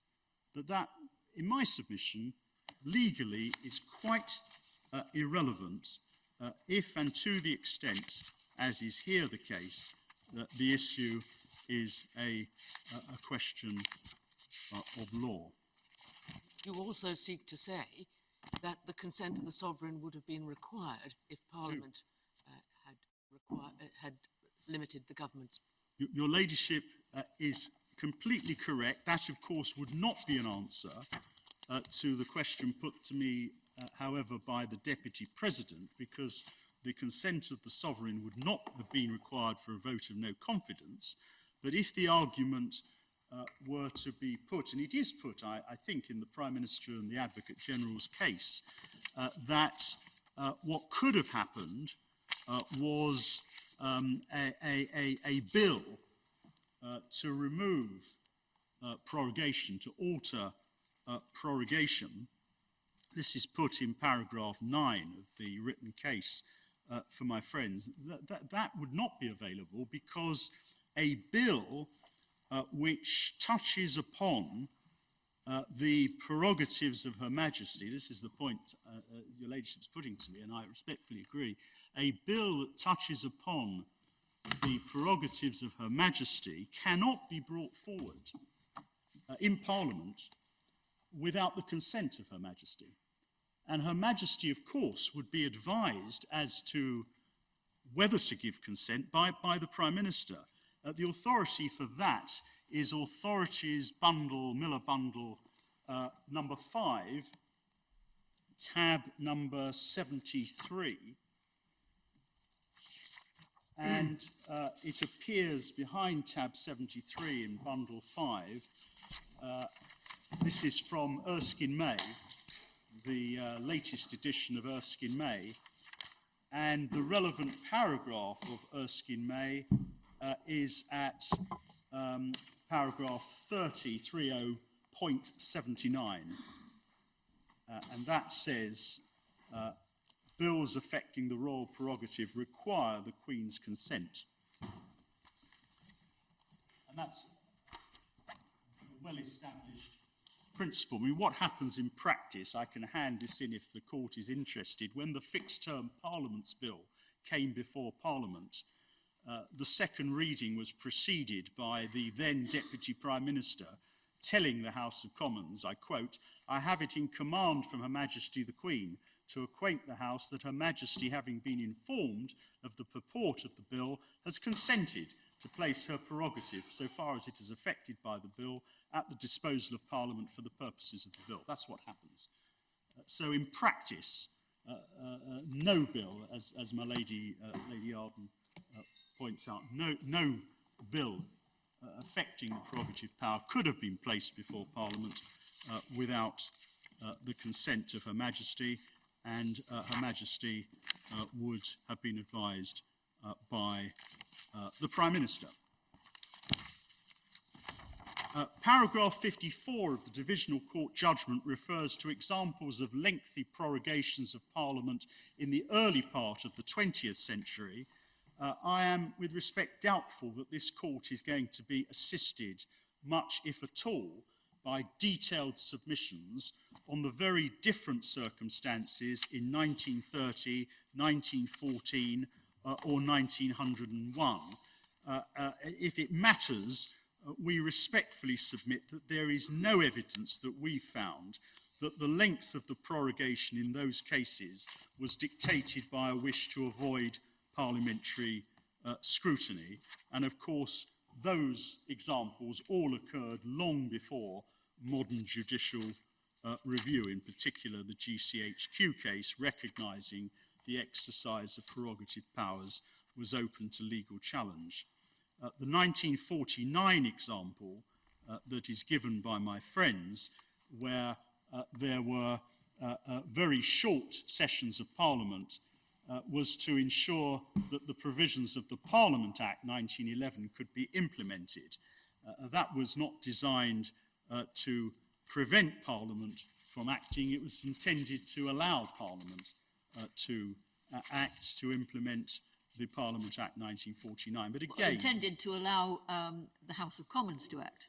Well, indeed, which not was, Parliament. which was permitted under the 1911 Act, as this court, I think my Lady the President was a member of the court in Jackson. I was indeed, yes.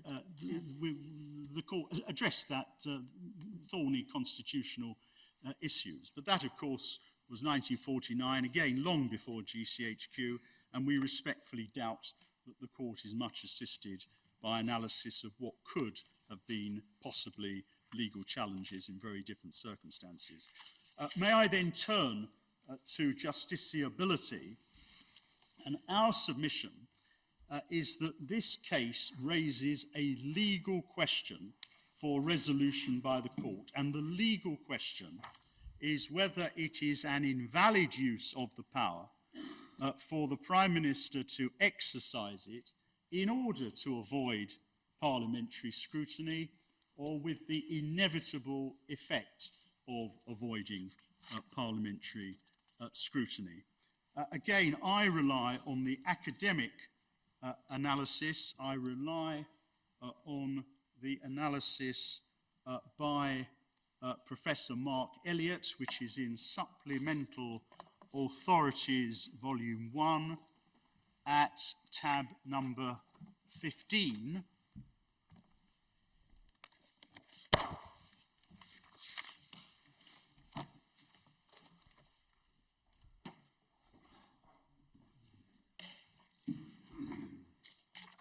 And can I pick it up where I left off when I last took the court to tab 15? It's on the third page of Professor Mark Elliott's analysis. The court sees at the end, incidentally, who Professor Elliott is. He's Professor of Public Law, Deputy Chair of the Faculty of Law at the University of Cambridge, Fellow of St Catherine's College. He also served for 4 years as the legal advisor to the House of Lords Select Committee on the Constitution. And on the third page, in the final paragraph, the court sees that leads on to the question whether, notwithstanding all of the foregoing, the issues are non-justiciable. The answer to that question, an answer that largely follows from the foregoing analysis, is surely no. This is so because of what, once the issues are clearly understood, the court does not need to do in order to answer the relevant legal question. Paul Craig has correctly pointed out, that's Supplementary Authorities tab 13, that it's misconceived to suppose that the exercise of the prorogation power necessarily involves matters of high policy. Its exercise is almost always mundane.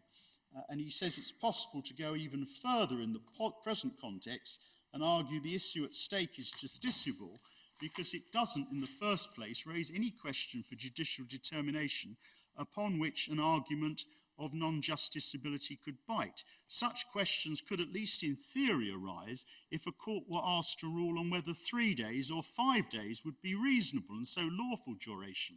That would raise the sort of problem referred to by the divisional court of an insuperable difficulty where the court can't make a legal assessment of whether the duration was excessive by reference to any measure. Crucially, however, no such issue arises in Miller and Cherry. There's no need for the court to determine whether the duration was excessive. This is not, however, to deny, and this is our case, that inferences may properly be drawn from the duration of a period of prorogation when a court is determining what the true purpose, or indeed effect, was. And the government's position is the government wanted to open a new session of Parliament, hold a Queen's speech. This signally fails to explain why such an abnormally long period of prorogation has been chosen and gives rise to an inference in proper purposes at stake. Thus, far from requiring the court to determine whether the duration is excessive, the issue requires the court only to determine whether, to begin with, prorogation was undertaken for a purpose that was legally impermissible because it lies outside the range of purposes for which the power can lawfully be deployed. And that's the Padfield point, with the intention or effect of frustrating the legal principle of parliamentary sovereignty. This is a crisp question of constitutional law, says Professor Elliott, concerning the scope of the discretionary power to prorogue, as distinct from a question about whether discretion has been lawfully exercised. Such a question of law about the scope of the executive's legal powers is manifestly, says Professor Elliott, one that lies within the field of matters with which the courts can properly deal. And then I draw the court's attention to the following paragraph, which adds some further supplementary reasoning, which I won't read out, only in the Doesn't interest. really address the authorities on the subject. Again, it's slightly frustrating to hear a very eminent academic holding forth, but without actually any reference to the authorities on the limits of review of the prerogative power. The authorities to which I'm coming recognise in my submission that where one is dealing with a question of law, where one's dealing with the question of whether there has been a breach of the general principles of public law, the court does have jurisdiction. I will come briefly Yes, to in the a way, authorities. I would have thought that was slightly more useful than with respect to Professor Elliott, because Well, I mean, this is, to my mind, one of the really difficult issues we have to grapple with. it is. What are the limits of review in relation to the prerogative? Well, I just want to show you, Lordship, because it is interesting in a field of constitutional law just what approach is taken by the leading academics in this area. Before coming to the authorities, can I also show your Lordships what is said by Lord Mance on the question of reviewability in the context of prerogative powers in giving the FA Mann lecture. That appears in the Cherry authorities, Joanna Cherry's authorities at volume 3.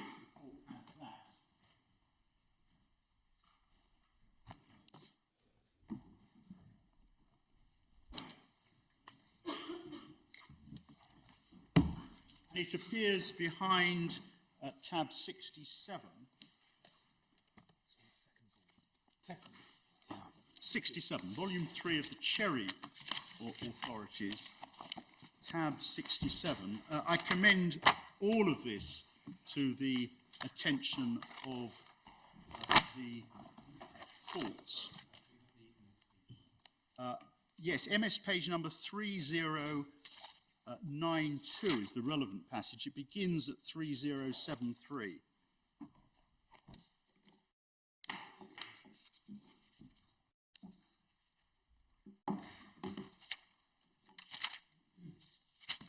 And the conclusion is at page 3092.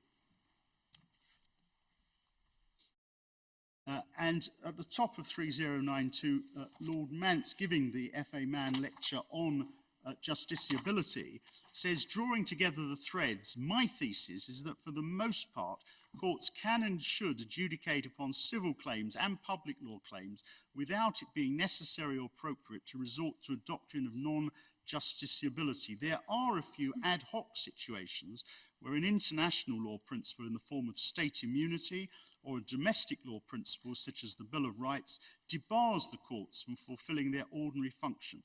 But the nature of ordinary civil claims makes non-justiciability a very rare phenomenon. Judicial review can, in contrast, range wider into areas that may potentially be thought to throw up problems of judiciability, but is subject to other controls, standing, institutional competence, discretion, which commonly make it unnecessary to grasp at so blunt a response. It continues to be the area of foreign relations in which respect for institutional or constitutional competence may most easily tip over into outright non-justiciability. There can here be no single litmus test. The political question doctrine has faded from English common law thinking. Very often it will be unnecessary and inappropriate to accept the blunt argument of a no-go area. There is a continuing shift to a more nuanced recognition that each case must be approached on its merits, weighing all relevant factors to decide whether the particular issue is really non-justiciable or whether any relief by way of judicial review should as a matter of discretion be granted. This shift will be promoted by fuller recognition that the intensity of judicial review should reflect the respective institutional competence and expertise of the original decision maker, etc., etc. And he reaches that conclusion after assessing prerogative powers. That's part of the analysis that Lord Mance adopts. And I commend all of that to the court. It's similar, not the same, it's similar to the analysis by my Lord Sales, again speaking extrajudicially. If I could take the court to that, it's Authorities Bundle 5, the Miller Authorities Bundle 5 at tab number 84, under the heading Crown Powers, the Royal Prerogative and Fundamental Rights. Again, I commend all of this to the court. Sorry, which tab? Sorry. It's volume 5 of the Miller Authorities. It's tab number 84, my lady. Thank you.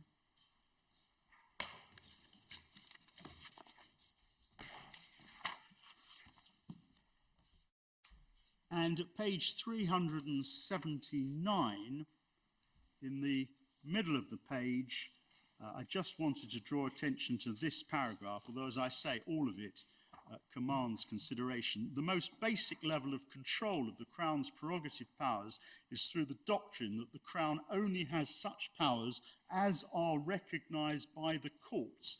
That is, the courts police the boundaries of prerogative power. The Crown's claims of constitutional authority are thus filtered through common law doctrine, much as the distinct claims of constitutional authority by another locus of constitutional power, namely claims of parliamentary privilege by Parliament, are scrutinised. While the common law is not exactly the source of prerogative power and parliamentary privilege, it is only to the extent that they are recognised by the common law and permitted to have operation that the authority claims which they embody are effective in law, and that involves an examination of historical claims and practices over time. And there's a reference in the footnote 88, to the proclamations case: the king hath no prerogative but that which the law of the land allows him. And we say that, with respect, is right, that the scope and extent of prerogative power is a matter for the courts to determine. The leading case... Sorry, I know you've got a shortage of time. Please. But on your present formulation, the power can not be used in order to avoid parliamentary scrutiny, or with the inevitable effect of avoiding it. Does that second half of it require a bit more sophisticated formulation? Because the Fixed Term Parliaments Act expressly allows for prorogation, and prorogation will inevitably mean no parliamentary scrutiny. I'm not challenging the existence of a power to prorogue, and I recognise, as your ladyship puts to me, that any prorogation involves a removal for that length of time of the powers of Parliament to scrutinise. But given the junior role of the executive, our case is that it is implicit in the power to prorogue that it will not be used in such a way as to remove parliamentary scrutiny, other than so far as is reasonably necessary to accomplish a legitimate objective. And here, the objective that is presented is to end one session and start another with a Queen's speech.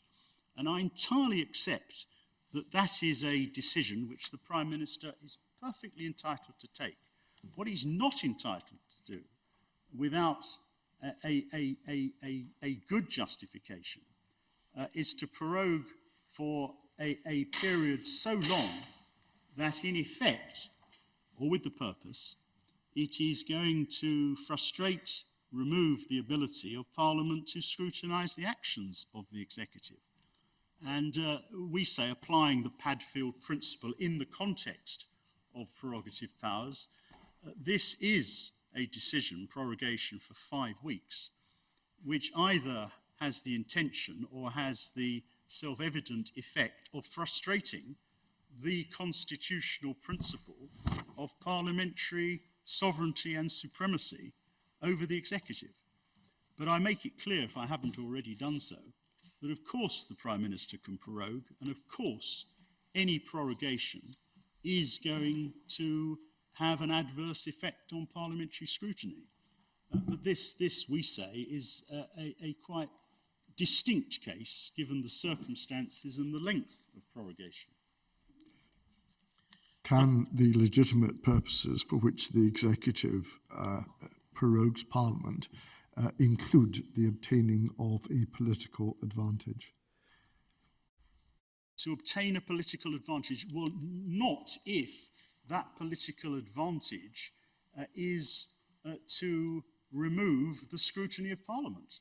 No, for the reasons that I have sought to give. That, we say, is an impermissible purpose, because it is implicit in your Lordship's formulation that the executive is seeking to remove the scrutiny of Parliament. And if that is the purpose or the effect, it is not permissible. No. I mean, obviously cases are going to depend upon their facts in this context, and one needs to look very carefully at the circumstances of any particular case. In the Cherry case, reading their written cases, it seemed to be accepted by both sides that the obtaining of a political advantage could, in certain circumstances, be a legitimate measure taken by the executive.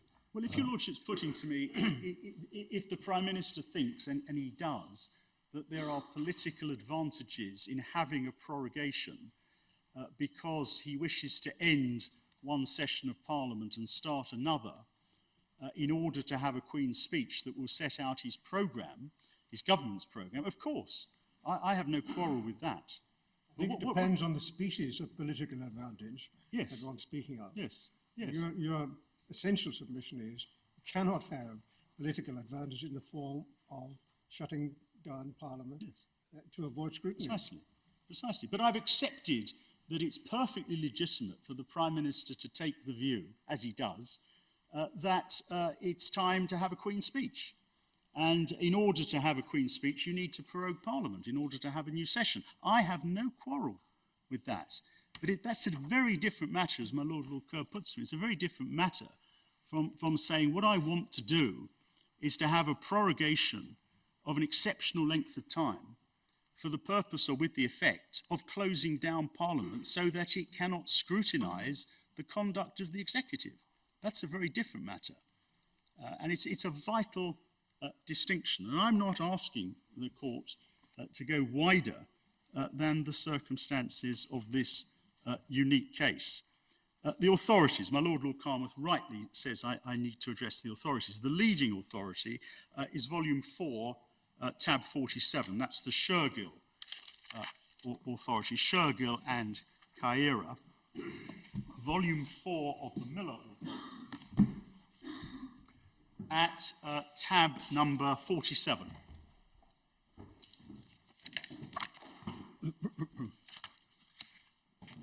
And the relevant passage, it's in the judgment of Lord Newburgh, Lord Sumption, and my Lord Hodge, speaking for the court, tab 47, paragraph 41, which is on page 377 of the report, letter D on page 377,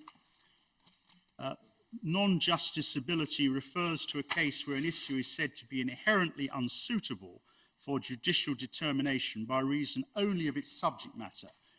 And the court said that such cases generally fall into one of two categories. The first comprises cases where the issue in question is beyond the constitutional competence assigned to the courts under our conception of the separation of powers. Cases in this category are rare, rightly so, for they may result in a denial of justice. Paradigm cases are non-justiciability of certain transactions of foreign states and of proceedings in Parliament. The first is based in part on the constitutional limits of the court's competence as against that of the executive in matters directly affecting the UK's relations to foreign states, and Boots Gas is mentioned. The second is based on the constitutional limits of the court's competence as against that of Parliament.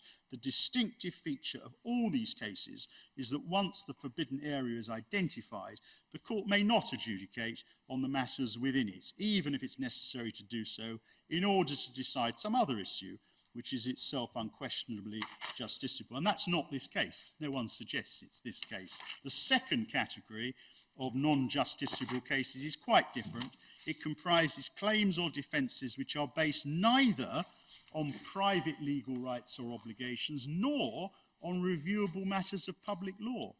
And examples are given: domestic disputes, transactions not intended to affect legal relations, issues of international law, which engage no private right of the claimant or reviewable question of public law. Some issues might well be non-justiciable in this sense if the courts were asked to decide them in the abstract, but they must nevertheless be resolved if their resolution is necessary in order to decide some other issue which is in itself justiciable. The best known examples are in the domain of public law, and then the examples are given of some of the leading cases. And we have no quarrel, of course, with any of that. Our point is that the present case does involve a question of public law, which it is with respect for the court to determine. Is the exercise of this prerogative power in the circumstances of this case within or without the legitimate legal purposes for which that power may be exercised? And the answer is either yes or it is no. But it is an issue of law. And the rule of law, in my respectful submission, demands that the court answers it and not say it's not for us, it's to be left. It's for the discretion of the minister. The minister cannot, in my submission, have a discretion. The Prime Minister cannot have a discretion as to the breadth of the powers that he, the Prime Minister, enjoys. Many cases have been cited by the Divisional Court and by my friends in their written case. Can I say something about them briefly? The first is A against the Secretary of State, which is in Authorities Volume 1, tab number 5. And the court will recall that this,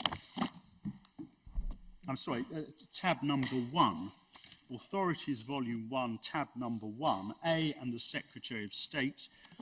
This was the case about the detention of foreign nationals without trial when they were suspected of involvement in terrorism after 9/11. A highly political context. Our submission being the political context in which an issue of law arises does not remove of itself the jurisdiction of the court. Miller, number 1, arose in 2016 in a highly political context, but the court nevertheless accepted that the issues were justiciable. In A... There wasn't any dispute about it. There wasn't. No, there wasn't. Absolutely not. In A, my friends have relied on paragraph 29 of the speech of Lord Bingham, which is at page 102. And paragraph 29 arose in the context of paragraph 16. Paragraph 16 on page 96, the heading was public emergency. And the claimants in that case were contending that detention without trial was unlawful because, contrary to Article 15 of the European Convention, there was not a public emergency threatening the life of the nation. That's the context in which Lord Bingham made the observations at paragraph 29. At letter E, Lord Bingham said, the more purely, this is page 102, the more purely political in a broad or narrow sense a question is, the more appropriate it will be for political resolution. The less likely it is to be an appropriate matter for judicial decision. The smaller, therefore, will be the potential role of the court. It's the function of political and not judicial bodies to resolve political questions. Conversely, the greater the legal content of any issue, the greater the potential role of the court, because under our constitution, and subject to the sovereign power of Parliament, it is the function of the courts to resolve legal questions. And his lordship said that the question seemed to his lordship to be very much at the political end, but nevertheless, his lordship did not rule that the issue was non-justiciable. His lordship resolved the issue in favour of the government. It's not a case about non-justiciability. It's a case about discretion and a case about margin of discretion. Indeed, to the contrary, the majority of their lordship's house, including Lord Bingham, ruled that the impugned legislation was a breach of the Human Rights Convention. Not merely was there justiciability, there was unlawful decision because a distinction was drawn between foreign nationals and citizens of this country. And at page 110, paragraph 42, letter F to G, Lord Bingham was very critical of the submissions of the then Attorney General, who had suggested that the issues were not for judges to determine. I suppose it's also worth bearing in mind that Lord Hoffman actually did decide. Lord Hoffman dissented on, yes, on the very point that there was indeed he did. An emergency threatening the life of the nation. So he obviously must have considered it to be a justiciable question. Well, I say, and I haven't got time to take the court through the judgment, all of their lordships accepted that there was justiciability, even on that highly political question of whether or not there was a threat to the life of the nation. 8 of them held that there was no breach on the merits of the provision of the European Convention, Article 15. Lord Hoffman, as my Lady the President reminds me, dissented, justiciability and a breach. As to whether the distinction between foreign nationals and domestic nationals could be challenged, all of their lordships accepted and ladyships accepted justiciability. Lord Walker dissented on the merits, and 8 members of the Appellate Committee held that there was a breach of the European Convention. The case does not assist, my friends. Gibson and Lord Advocate is the second case. It's volume 1 of the authorities. It's tab number 12. It's a decision of Lord Keith sitting in the Outer House in 1975. The context appears from page 139. This is volume 1 of the authorities, tab 12. At page 139, in the middle of the page, was the first paragraph of Lord Keith's decision. The issue was whether the European Communities Act was contrary to Article 18 of the Act of Union 1707 and was therefore null and of no effect. That was the issue in the case, and that's because it was pointed out that Article 18 of the Act of Union talks about Scots private law and matters of evident utility. And the judgment of Lord Keith that's relied upon is at 144 in the middle of the page, in the middle of the main paragraph at page 144. Lord Keith says, "I am, however, of opinion that the question whether a particular act of the UK Parliament altering a particular aspect of Scots private law is or is not for the evident utility of subjects within Scotland is not a justiciable issue. The making of decisions upon what must essentially be a political matter is no part of the function of the court. Highly undesirable it should be. The function of the court is to adjudicate upon the particular rights and obligations of individual persons in relation to other persons or to the state, etc., etc." It's unsurprising as a conclusion. I would respectfully qualify Lord Keith's analysis if it is suggested that the court's only function is to adjudicate upon the particular rights and obligations of individual persons, because that judicial review has long since proceeded further than that in relation to challenges as in Miller, as in Fire Brigades Union, are to the legality of policies, decisions which have an effect on the community at large, including the individual applicant. Then there's Robinson, which is Authorities, Volume 4 of the Miller Authorities, tab 46. This was the Northern Ireland case involving the question of whether or not the First Minister and the Deputy First Minister could be appointed more than 6 weeks after the relevant date. And what is relied upon is paragraph 12 on page 398. My friends rely upon that, where Lord Bingham said matters of potentially great importance are left to the judgment of political leaders or of the Crown, where constitutional arrangements retain scope for the exercise of political judgment. They permit a flexible response. We point out that that was not a finding of non-justiciability. Far from it. See paragraph 11, where His Lordship referred to the 1998 Act and then added, but the provision should, consistently with the language used, be interpreted generously and purposively, bearing in mind the values which the constitutional provisions are intended to embody. The case of Wheeler is at volume 4, tab 48.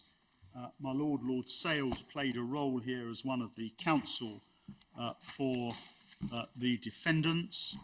The context, and I don't have time to go into this in detail, the context is at paragraphs 25 and 26 that Mr. Wheeler was complaining that there'd been a promise to have a referendum in relation to constitutional treaties, and he said that should apply to the Lisbon Treaty, and entirely understandably, the court was unimpressed with the suggestion that it could rule that there had been a breach of a legitimate expectation in this in that context. What was legitimate? In what circumstances could the Prime Minister depart for good reason from any expectation? Standard questions in legitimate expectation law simply could not be applied in that context. Similarly, the case of Maclean, Authorities Volume 1, tab 16, a judgment of my Lord Sales. Again, can I just summarise? The claimant sought permission to bring a judicial review of the confidence and supply agreement between the Conservative Party and the Democratic Unionist Party, which the court will recall enabled the Prime Minister to form a government after the 2017 general election. And the court refused leave. My Lord refused leave for that claim to be brought. Again, we have no difficulty in accepting that the claim did not raise any tenable public law issue on which the court could adjudicate in relation to the circumstances. So we have no difficulty with any of those cases. The cases in this court include Sandyford, which is Authorities Volume 3, and to which my Lord Carnwath referred earlier, Volume 3, tab 32. This was the case, the court will recall, involving the complaint that the Secretary of State was refusing to fund legal expenses for a British national who was facing the death penalty in Indonesia. and my Lord Carnworth, gave the judgment for the court. My Lord, at paragraph 50, which is on page 2712, referred to the Abbasi case, referred to the GCHQ case, and picking it up at paragraph 52, your Lordship said, for the court's role is dependent on the nature and the subject matter of the power or its exercise, particularly on whether the subject matter is justiciable.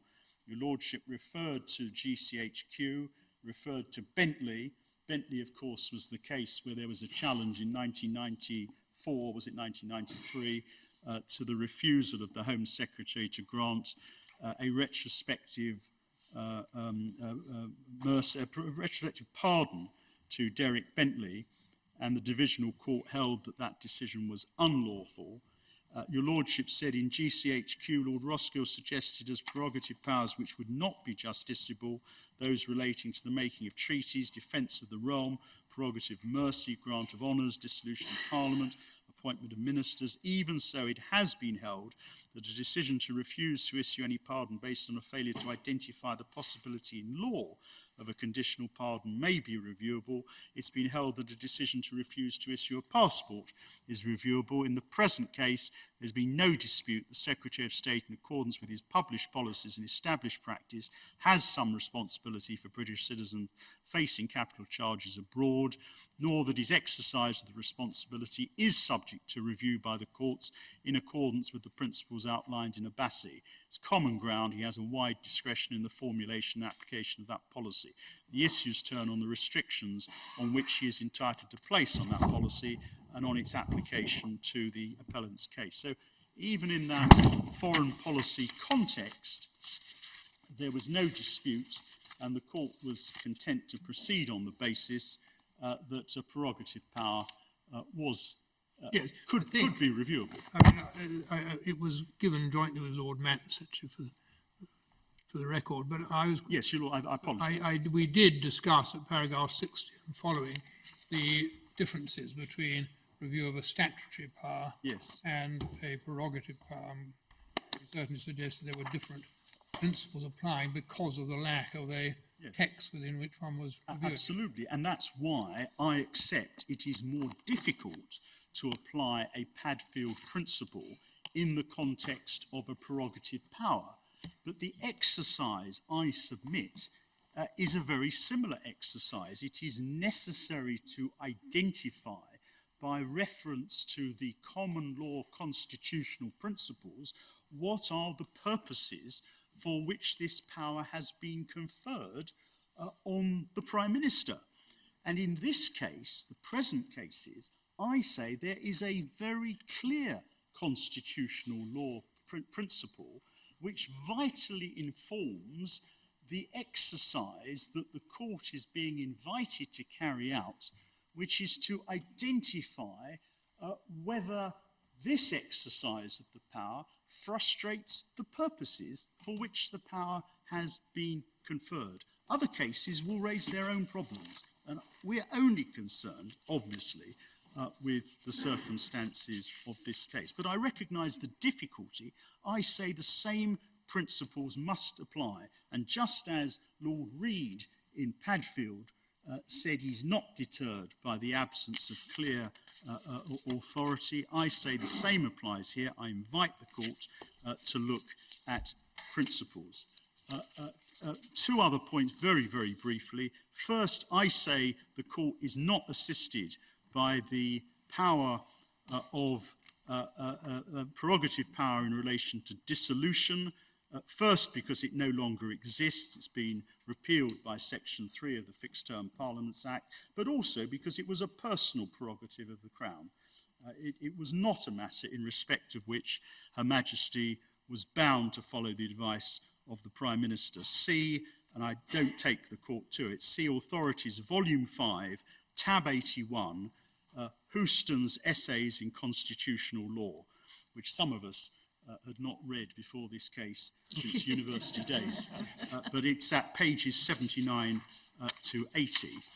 And finally, we do submit that if my friends are correct and the court lacks, if this issue is not a justiciable issue, then my friends really do need to confront the question of what happens if another Prime Minister were to decide that he or she wishes to prorogue Parliament for 6 months or for a year. And it is no answer to that for my friends to rely on Dicey, who said that no court could assist, because Dicey, for all his wisdom, was writing long, long before the development of modern constitutional law. And Dicey himself recognises that any such conduct would be, quote, of the most unconstitutional character. In my submission, the court should arrive at a conclusion that if we are otherwise correct in our submissions, that this issue is not justiciable only if the court were to be driven to do so. It is a legal question that we are raising, and legal questions are for the courts to determine. The remedy we seek is a declaration, and we only seek a declaration that the advice to Her Majesty was unlawful because paragraph 60 of the Prime Minister's detailed grounds, Trial Bundle Volume 3, Trial Bundle Tab 3, at page 41 says, and may I quote, if which is denied the advice was unlawful, the Prime Minister will take the necessary steps to comply with the terms of any declaration made by the court. In those circumstances, it's denied there's any basis for quashing the order. Unless my friends indicate to the court that the position of the Prime Minister has changed, the court has been told that the Prime Minister will comply with any declaration, and we therefore see no reason to seek any order other than a declaration. I noticed the time. I apologise for trespassing on the lunch of your lordships and your ladyship. I'm very grateful for your patience. Those are the submissions I wish to make on behalf of Mrs. Miller, unless there are other matters the court would wish me to address. It appears not. Thank you. Thank you very much, my lady. And I'm assuming, I'm afraid, Mr. Hickman was not proposing to follow you. So your case is closed, and we will look forward to hearing from the Advocate General at 2 o'clock.